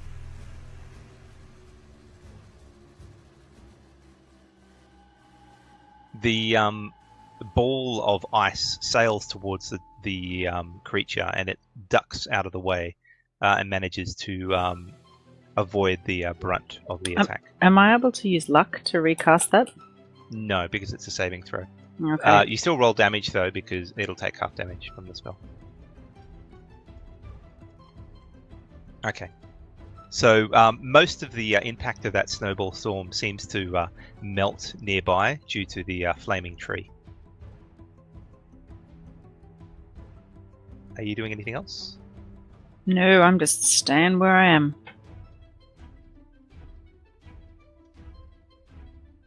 Sorry, Wabani? Uh, So you can't move at the moment. Yep. So I will continue. I seen the snowball fly past, and I'm like, Riki, I don't know if it's hostile. It seems cute. I can't help myself. And I will, as a bonus action, put Shield of Faith on myself just in case. Or am I? You said I'm not enthralled, so. No, you just can't move. So Okay. you can do everything else, you just can't move. Okay, so I will put Shield of Faith on myself.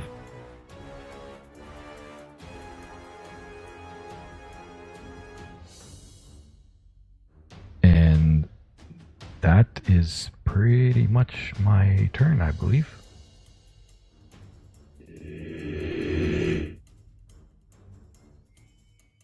You want to end your turn? Right. Alarak.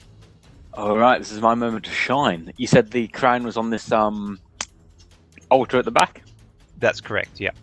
and right next to that was a sword. That's correct, yes. Fantastic. All right, let's run in to there.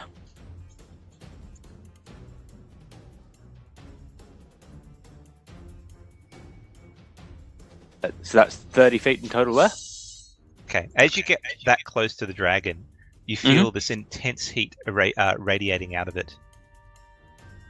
Fantastic. You take 3 fire damage. That's fine. What I'm going to do, I'm going to cast Zephyr Strike on myself. Okay.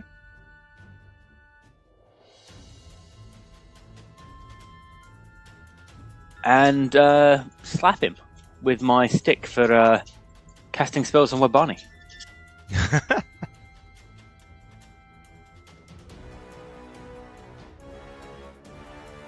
Oh, Natural. That's a natural Wow. 20. That's how you start. Jesus, 26 damage. Oh, I didn't have him targeted, but Okay, yes, 26 I'll damage. add that on. And Yeah, go on. oh, I wasn't finished. I was going to keep up going up to the altar. I have my double movement. Okay. And yeah, let's grab that old crown off the altar. Okay, so you can pick up the crown as a free action. Mhm. Although you won't be able to wield your glaive while you're holding it. Like, as in, you'll have your glaive in one hand, but you won't be able to use it as an attack. That's okay. Can I not put the crown on my head? Maybe next turn, but you can only do 1 interact object per turn. That's fair enough. I'll stay here then. Okay. I've only got 5 movement anyway. And that is my turn. Oi, Scaly, over here. Okay, so Jason's going to step into the room and cast suggestion, and he says to the dragon, "We're your friends. You want to help us find all the valuables in this room, and help us leave the grounds." Okay, make your roll there. Oh yeah. As you start mentioning this to the creature, it looks to you like it's complying, but then it shakes its head in fury, using one of its legendary resistances to shake off that effect. Oh, curses.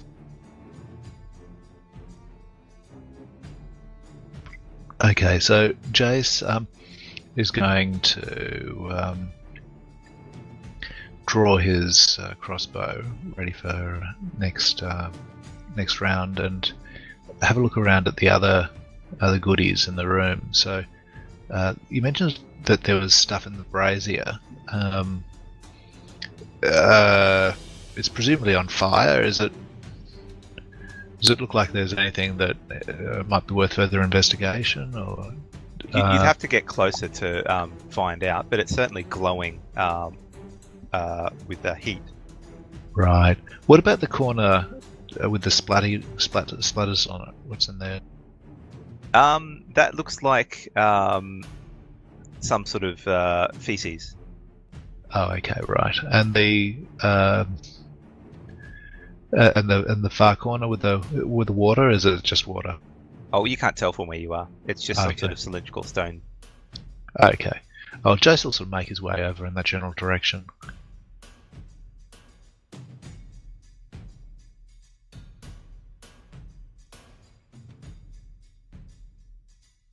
Okay.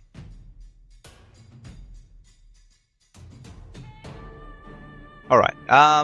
So it will move up to Wabani. It walks along the ground, roaring in fury, currently ignoring Alarak at this stage. And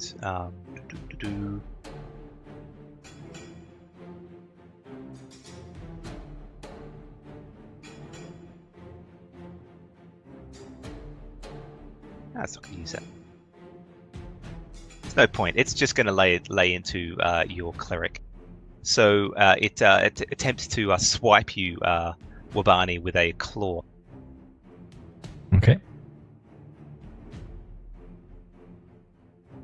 And even with your holy Jesus. protection, it manages to connect. Wait. Can I? Shoot. What's up? As a reaction, then, I will do Wrath of the Storm as a reaction to him hitting me. Okay, so we can still use his damage. Yep.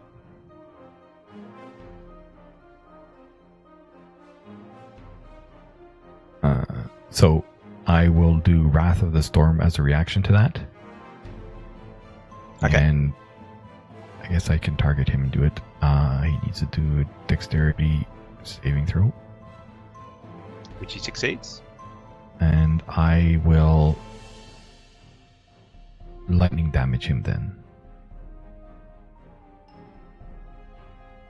Okay, so And I say, hey, cut it out.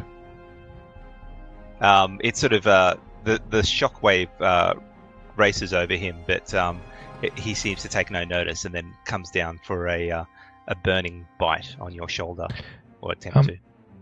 One question. Does the wooden boar react to him attacking me too? That is only if you're trying to take the boar away from the person who's holding Just wanted to be sure. Yep. But you can use the boar. You can. Yep.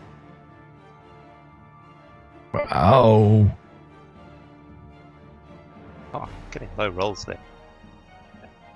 So he bites down on Wabani, and you feel a scorching heat as there's a bit of fire that erupts out of the mouth as he bites down as well.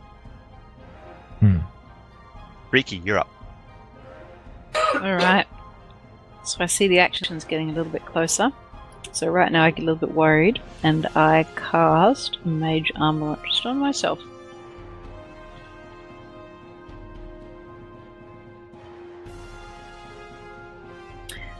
And I stay on the outside of the room, just keeping an eye on everything, really. Do I see any guards or anybody coming? Is there any signs out here that they've been alerted to what's going on? Not at this stage. It's only been 6 seconds, so... Okay. So I just stay out here and keep an eye on what's going on. When after Riki's turn finishes, the dragon roars again. Can I get everybody make another DC 13 Wisdom saving throw, please? Well, you don't know what the DC is, but Wisdom saving throw, please. That's 18 21. for Wobani. Phew, just. That's a 5 from Alarak. Yeah, so Alarak, you get to move Mhm. half your speed towards the dragon, and you cannot move until Okay. the end of your next turn.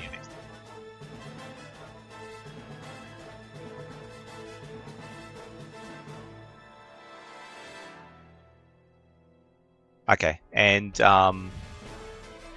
as you get nearby, the heat of the creature washes over you again.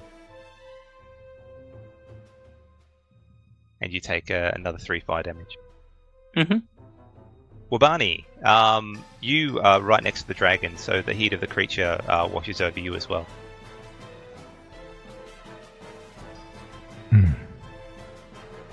So much so Shield that you break effect your expired. concentration. Breaks my concentration. Bugger. Okay, I will, as an action, I quickly pull out the salve from my healer's kit and apply it to myself as an action. Ding. Oh, now I'll roll the same for HD. Oh, nice. Here we go. The One salve. heck of a burn cream. Exactly. And then I will use a key point as a bonus action to do Step of the Wind, which allows me to disengage. And I can move my movement now. And I will get my ass way over here.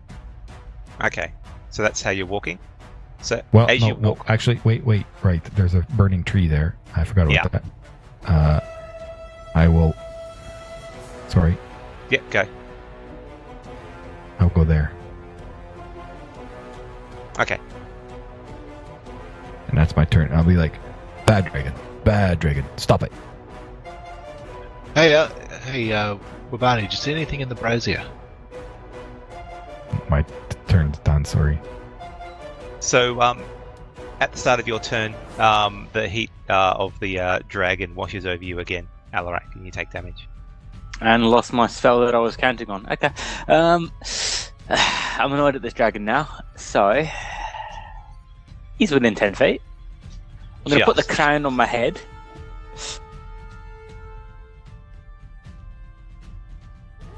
And then strike him with my stick. Okay. Bonus action, Planar Warrior. And that's a hit. Fantastic. Non-natural 20. That was to myself. I'll fix that. You're so scared that you hurt yourself. Okay, I'll add that damage to the creature if you want to remove it from yourself. Okay.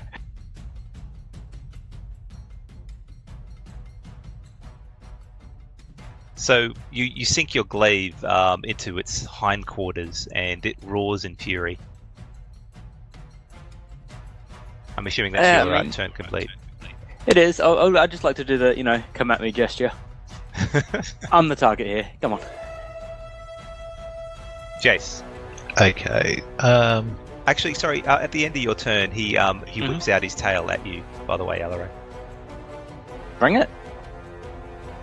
But misses. Does he whip it back and forth? Deflected by my loincloth. As always. Nanta. Okay. Nanta. So Jace is going to cast Dissonant Whispers.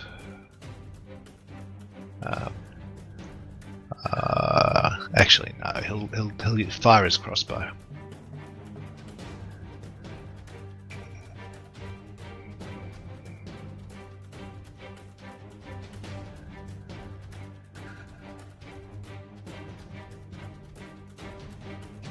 And he misses.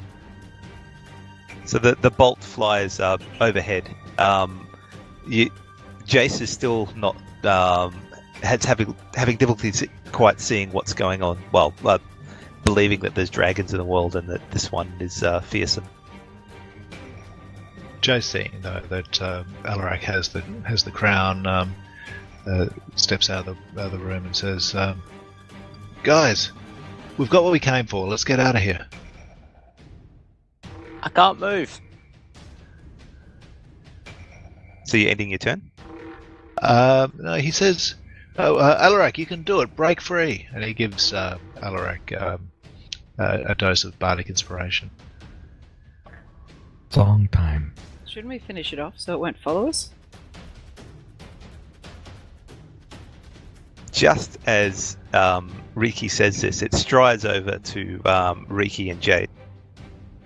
And you hear a rumbling in its tummy as it rears up and unleashes a wall of flame towards both you, Riki and Jace. Do I cast Shield as a reaction now, or...? It's No. a saving throw, so Okay. it won't be effective. But a natural 20 will help.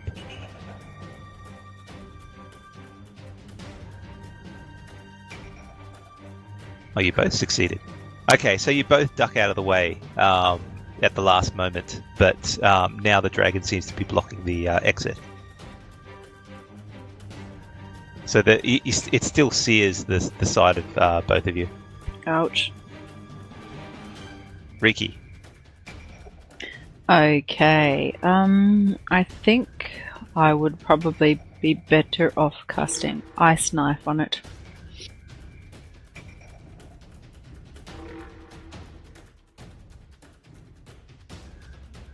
Okay, that's a bad idea. I'm not going to do that. I've just had a bit of a think about it. So probably good old, I think maybe Toll the Dead.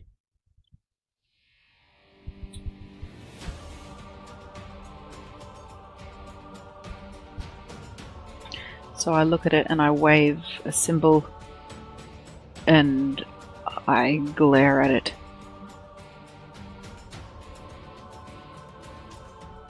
And it's still saved, hasn't it? There is a toll nearby, but it shakes off the effect. Little bastard. So can I move?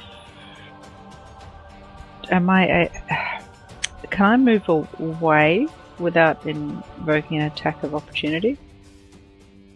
Only some classes have that. You don't have that at the moment. So I'm pretty much stuck, aren't I? Yeah. Well, that's deeply disappointing. Okay. As Riki attempts to cast another magical effect on it, it roars again. Can I get everybody to make another wisdom saving throw, please? Or I'll have to move closer to it. 20 for That's Wobani. 15. Okay, so both Jace and Alarak, you move closer to it and cannot move. Obviously, you can't move any closer, Jace. And you are stuck in place. I forgot to add the fire damage from it being nearby. You also take 3 fire damage. Wobani. Can I see what's inside the thing, the cylinder to the top, above me? From this area, yes. It seems to be a large water bowl. Okay. I will move up to here. And, wait a minute. Can I see Riki from where I'm at? Not easily. She's sort of sort of trying to avoid a pillar of flame coming out of its mouth at this point in time. I will move up to there, and as an action, I'm going to try to push over this container, trying to aim it so that it splashes towards a tree. Okay. Interesting. It's very large and it looks very heavy.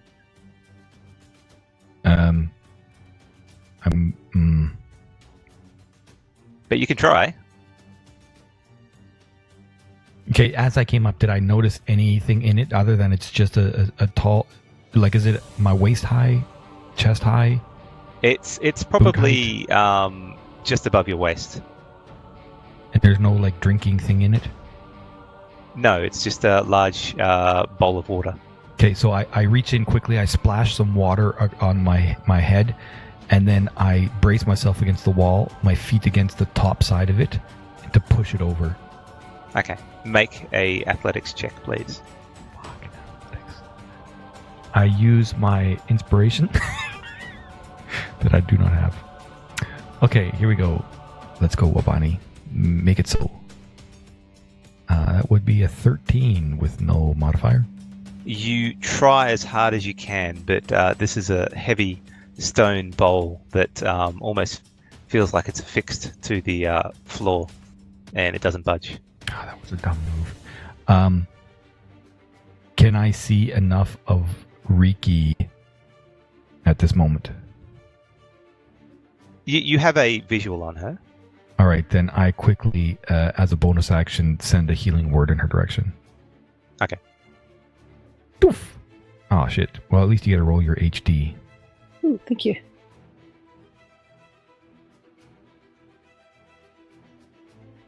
Brilliant.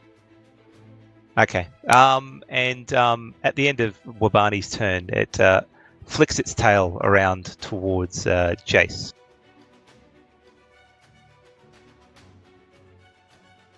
But Jace ducks out of the way. Alarak. So I'm wearing the crown, right? You are, yes. So I'm going to just do a terrible, really childish impression of him. Look at me, I'm a dragon king. No. Corduan Brown of Lorelei sends his regards, and I'll throw a hand axe at his face. Awesome. I give him inspiration for that, if I can. Oh, so close. Oh, it hit. Nice. For 9 damage. Nice. It sinks into the hide of the dragon and it roars in fury. Can I turn around and just check my posterior to try and taunt it further? And Make a performance check. He roared. That's an 8. 9 minus 1. Okay. Well, the lower roll might be more advantageous here. That's my turn. That's your turn. Jace. Okay, so Jace is going. He wants this dragon away from him. So he's going to cast Dissonant Whispers at it and try to get it to run away. He lowers his voice and whispers in his ear. You're only a construct. You'll never be a real boy.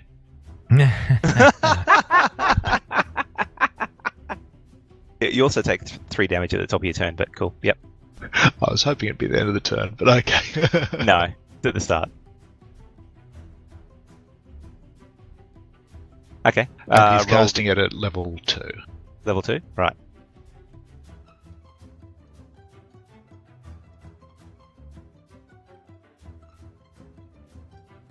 Okay. So it takes half damage still. And it doesn't move, I assume.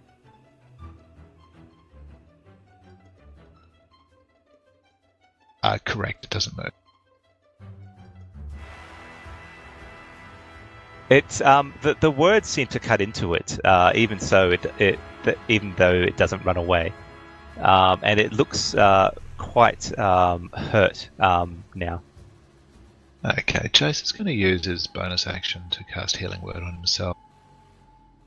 You can't cast that because you've already cast Dissonant Whispers that turn. Of course. All right. Well, thank you. Okay. It looks towards Alarak, but sees a tastier target nearby, and since it was hurt by Jace that turn, it's going to attempt to attack you. It comes down with its maw, and you feel a burning pain as it cuts in and scorches your clothes. Oh no. Ouch. Not my clothes. And then follows up with a swipe across the face. Let's not kill him. Oh dear. No. Then it looks to you, Riki, but doesn't do anything. Riki. Okay, so I'm not very happy right now, but I just have a quick question. Is there any point to me using the healer's kit on Jace right now? Oh, it's pretty tricky, isn't it? I've got a dragon right in front of me, but Jace is down. It would stabilize him if you used it, and that would be your action. So you can either it's looking heavily hurt. So Jace can lie on the ground for a little bit and bleed out. Yeah, well, I think I should probably just cast Magic Missile at it a few times and just see if we can knock it down. Then we can take care of Jace. Always a good okay. choice. Just maybe stop his clothes from burning. Yeah, we should do that. Okay, hang on. So I get to cast 4 Magic Missiles. Speaking of burning, you take 3 damage at the start of your turn. Nice.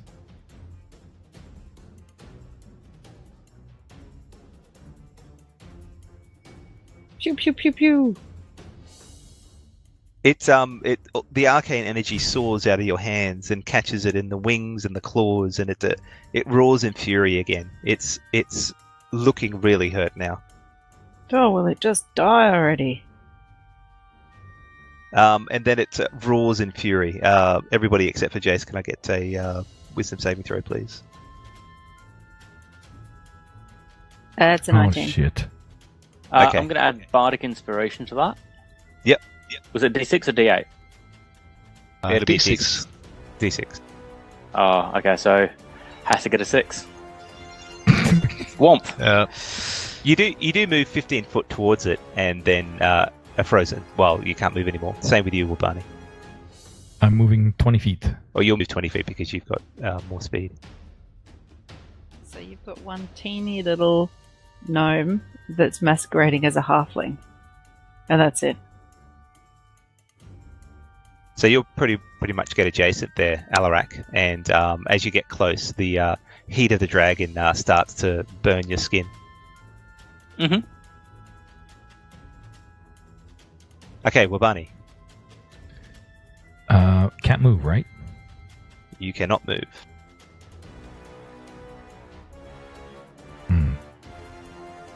I will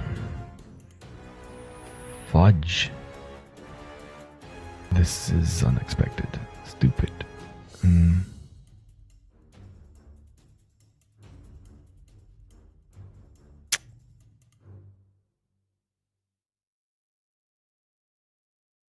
Yeah, well, I will try to toll the dead on the dragon.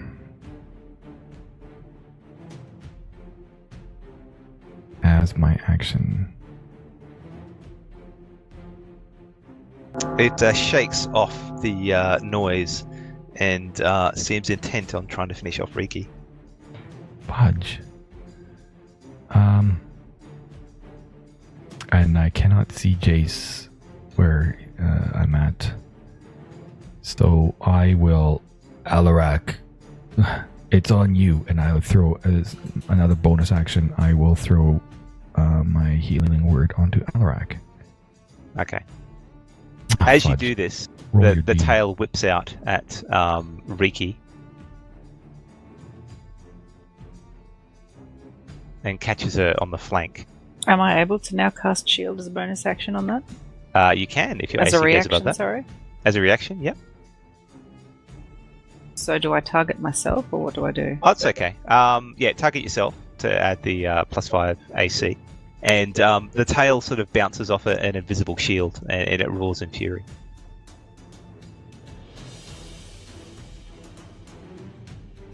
I just really glare at it. I'm just a bit over this stupid dragon.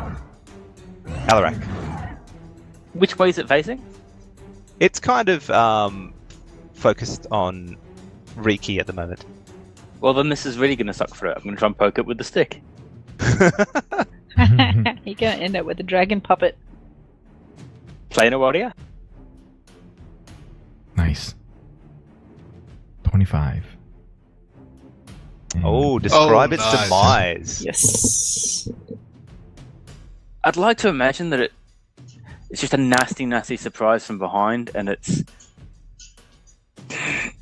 just basically I've got this dragon stuck to this stick now. I've got a dragon on a stick. It's an upgrade from the wrap. Mm-hmm. It sort of roars in horrible pain as you send the glaive in where the sun don't shine, and it tries to get around, but it collapses to the ground. And for a brief moment, your glaive clatters out of your hand as the weight of the dragon slumps to the ground. Everyone has a breather for a second, and then you hear another dragon roar nearby. I quickly, when it falls, I rush quickly to see if anybody needs healing. And seeing Jace on the ground, I'll use my healer's kit on him. And I will indicate to Jace, or I'll indicate to everybody, if you've been healed by this kit, just recognize that I cannot do this again until we've all had a night's sleep. So if you're expecting healing, I've got nothing left in me. I think we should grab the crown and run. Okay. Not just the crown. I'm going to bonus action do my dash thing. Time's on my side. Grab the sword and run. Okay. So I'll Okay. catch up to those guys in 2 rounds because I'm really fast. Jason's going to cast Healing Word on himself as a bonus action. Okay. So can I get you guys to... are you abandoning stealth now and just running for it? I'm going to go at their pace because I can go as fast as I want to. What are these guys doing? Well, I'm a bit worried about that roar from nearby. I think it's clearly the second dragon and we need to stay out of its way. if you allow, I want to run back, fill my water skin with water from that, and then dump it on the brazier and see if it does anything. And if it does nothing, then I'm out of there. On the brazier? Well, Yep. you could do that. It's going to take you around to do that. Yep. So everybody Barney, is just- probably fleeing at this point in time. Let's get out of there, Wabani. Come on, guys, let's run. Are you waiting for Wabani, or you're heading out? I'm debating here. I'm 50-50 on the brazier or the tree. So if it's high, it's the tree. If it's low, it's the brazier. And guys, if we encounter any guards, we just need to screech at them. Run! Run! The dragon's lost its mind! So I head back, fill up my water skin, and I'm going to spray the water on a tree as I leave. As you get close to the tree, the heat is intense, and you take three fire damage. The water seems to evaporate as soon as it comes out of your water skin. Fudge. And I'm running. Okay. So there is a lot of confusion. Guards sort of running around. Can I get everyone to make a stealth check? Or a perception check. Ooh. Whichever Oh, you we can make a prefer. perception check instead. I'll do that. I Okay. rolled a 1 with a modifier to make it 7. Oh no. Okay, so my perception check was 15. Natural Okay. 1 giving us total 6. So you guys attempt to flee the way you come. Riki notices some guards running in your direction. Doesn't look like they've seen you yet.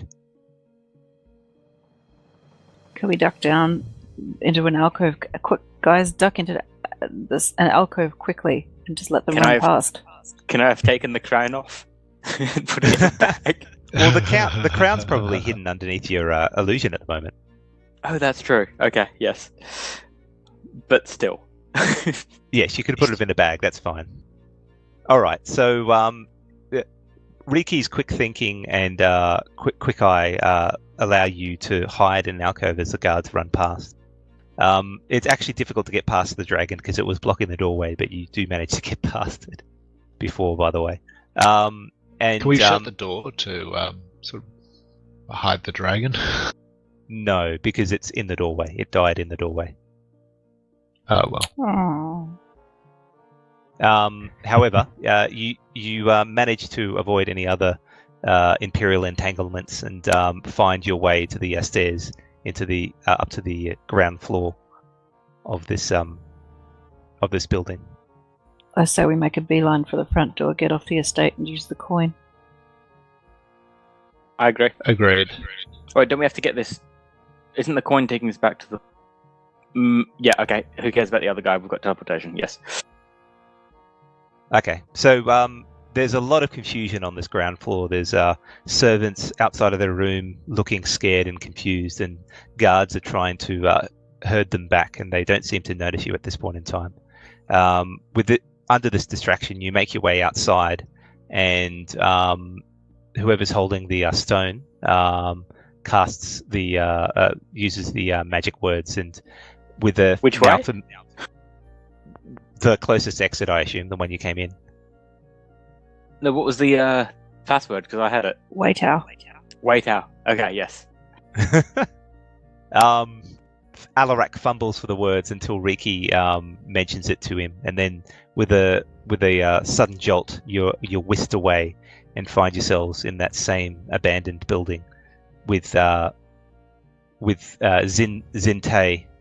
standing there, looking for all the world, excited.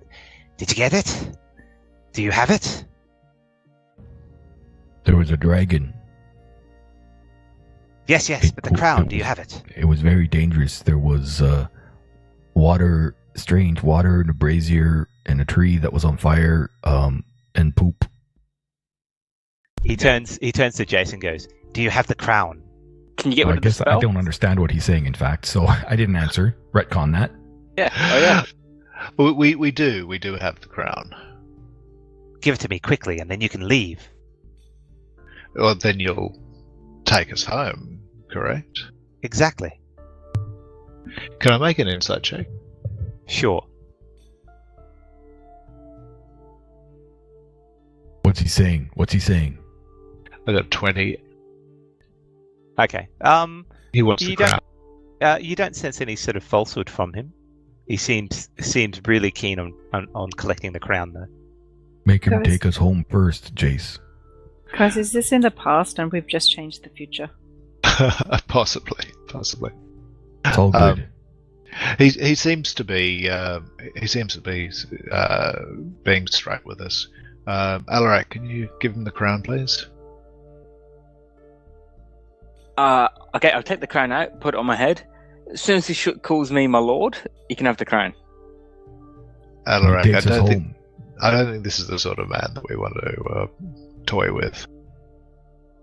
This is the only leverage we've got, Jace. What if he doesn't take us home? What if he decides to kill us for giving it to him? So you want to use the only leverage that we have to make him call Alarak my lord? No, I want him to take us home and then give him the crown. Here you go, Jace. You can decide. And it's on your head. It's on. Thank you, Alarak. Jace you were dead, Jace, and I just brought you back to life. So a little bit of, goodwill here. What exactly do you want with Barney? I want to use our leverage for him to take us home before you give it to him. And perhaps a thank you to Donaru. He's not coming home with us. He's sending us home. Yes, for him to send us home, and then once we know that he's opened the door, then hand it over. He's while you're discussing this, he sees the crown that had been given to Jace from Alarak and goes, "Yes, give it to me, please." Jace is going to take a chance, and he gives the crown to the guy. Excellent. And as I said, a palm slap. As I said, here's the gold I promised, and he throws a bag towards you, Jace, and then stands and goes, "Stand here, please." Do you guys move into that circle? Yeah, Jace signals for the guys to go into the circle with him. Does the circle on this end ring any bells? Well, that was the thing that you saw. Right. I thought it was on the other end. Okay. No, there was no circle at the other end. Got you. Okay. Okay. So as you move into the circle, the sigils start to glow up in a purpley pink color, and you feel the now familiar rush as you're just about to be teleported away, and you can see an extremely large smile on Xin'tae's face, and he looks to you as you disappear and goes, "You've made me a very happy man." And with that, you disappear and find yourselves back in the location where you saw Feldisha York's body before, well, the remains of it. The light column that was above her body is no longer there, though. It just seems to be an ordinary dark cave. So anyone without dark vision, it's completely black to you. I can't see. Okay. He's killed us. Damn it. We're back. We're back home. Oh. And then, I suggest that Riki would just humbly and with a sense of sadness make her way over to Feldish's clothing and ashes and try and gather up what she can very carefully and respectfully. Is it still there? It is still there, yeah. Jace turns to Urbani and says, "See, look, Urbani, you got to learn how to deal with nobles. They don't like to feel that they're being held to ransom. You've got to make them think that they've got all the control. And that's when you can actually get them to do what you want them to do." Jace, I'm not talking to you. That was a terrible thing that you did. We could have all died. And I saved your life. You did die, and I brought you back. Not happy. Well, Barney, I did the right thing. If we'd tried to blackmail the guy, who knows what would have happened? It's not blackmail. We were planning to pay him. We said we'd pay him. We just wanted to be sure that he gave what he said You give it to him. What right does? Why would he give it? I mean, it was just pure luck that he didn't kill us on the spot. There was he wasn't telling us the full truth. He was hiding shit. He sent us back. He was telling us enough of the truth.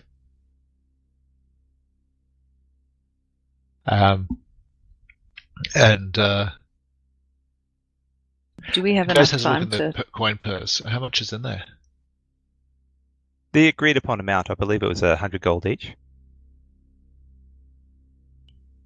Jace Is there actually gold in there, or was it? No, there'd be 400 gold in there.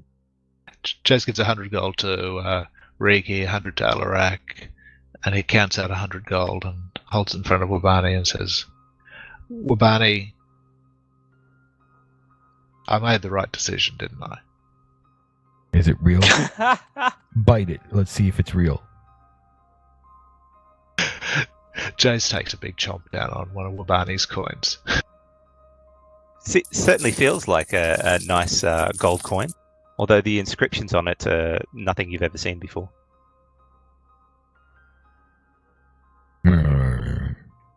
Luck. Jace tosses Wabani's coins. You're tossing me one gold coin at a time? Oh, yeah. No, he'll give it to you. I'll give it to you. He'll give it. If he was really mean, there would be no light here and he'd just be dropping coins all around Wabani. Oh, I lit a torch. I lit a torch as soon as you said it was blackout. I started rummaging in my backpack to light a torch. Okay. Well, can I suggest that we're in no screaming great rush to get back, so maybe we can find somewhere comfortable and take a short rest. I think it's a good idea. Okay. Probably wise. Okay, so I use a hit dice. You can easily have a short rest, no issues. So if you're going to use a hit dice, Jace, it's going to play some soothing music while you were taking the short rest, and you get the benefit of Song of Rest, so you get an extra 1d6 healing. Ooh, lovely. I think I'm completely healed anyway, but thank you. Oh well. She totally ignores the song. But, you know, little Bindi what kind of musical sticks her head instrument out did you- from the bag and sways along. What musical instrument did you use? Oh, his lute. That's his go-to instrument.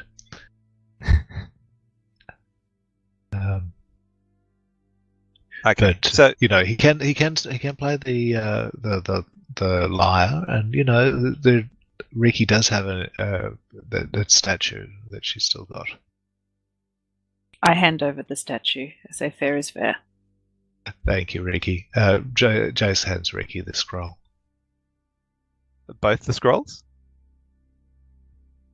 Well, so there were two, were there? There were, yeah. Okay, both the scrolls. Thank you. Okay, so you guys doing anything, or you just want to head back? I'm going to take a look around this area, just during that short rest, checking out, because there was a lot of coins on the floor, as I recall. Yeah, but you collected them all. All of them? Okay. Yeah, yeah. And More coins, Alric. and just send out that kind of awareness and try and see if there's any planar portals in the area. Surprisingly, no. There's nothing of that nature nearby. Okay. I'm sorry. Keep going. And was there any when he was sending us back? Did he say any particular words, any incantation to do that, or it just worked? It looked like he was waiting for you. He probably went through those incantations while you weren't there. Ah, all right.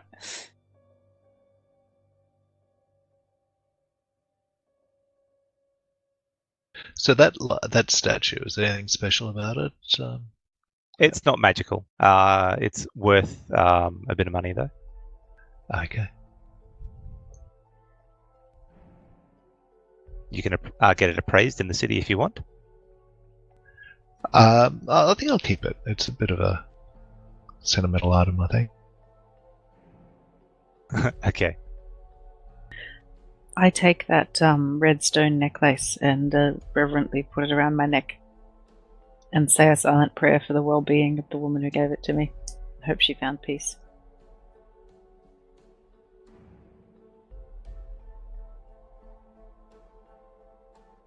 Could I give that sword a couple of swings, try and see if it does anything spectacular? So the as you grip the sword and feel it, it is a very well weighted weapon, and it's been finely crafted. Swinging the sword feels natural to you.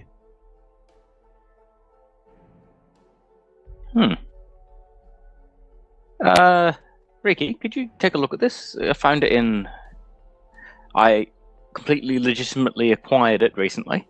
I think it might be magical. Okay, so would you like me to check out any arcana that I might know of related to this object? Yeah, you can make an arcana check. Okay, so that's a 17.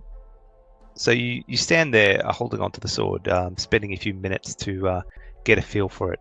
It is definitely magical, and there's a strong sense of magic to it. But the specifics of it elude you at the moment. It's certainly something that would probably damage creatures additionally when you hit it. But other than that, you were not aware of an item such as this. I hand it back and I say it's definitely magical. I think you should definitely hang on to it, but we need to find out exactly what it is. Next bandit I see, we're going to find out. Plus, I think it's tacky. I'm just saying.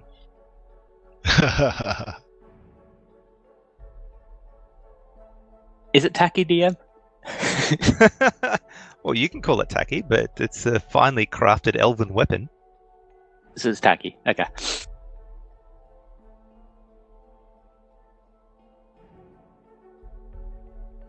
I'm going to draw some orcish runes on it, try and improve it.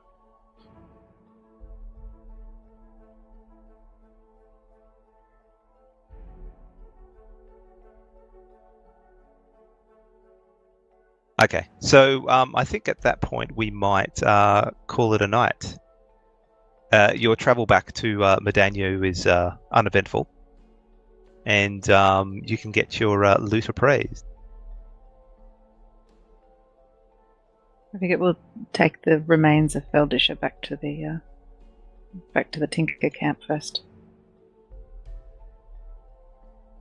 To the guards first? So we get paid? Yeah. Because they might want to hold on to that. Oh, that doesn't quite seem right. But I mean, surely they can just look at it and then let them have her remains to put her to rest. That's what I meant. Taking the remains to the Tinkers, they're going to say they want them, and they're not going to want us to leave, take them to the guards, and then come back. You have to show the guards, then the Tinkers. Yep, sounds good. Okay. Thanks, guys. Hopefully we'll be back to a Friday night game next week. And I hope you enjoyed it all. Thank you very much. If you did have a good time, remember you can vote at the Filthy Pig Discord server, and you can also find us on YouTube and Podbean for the recordings for the podcast and the video. Okay, Thank thanks you. everybody See you guys for a good next night. week.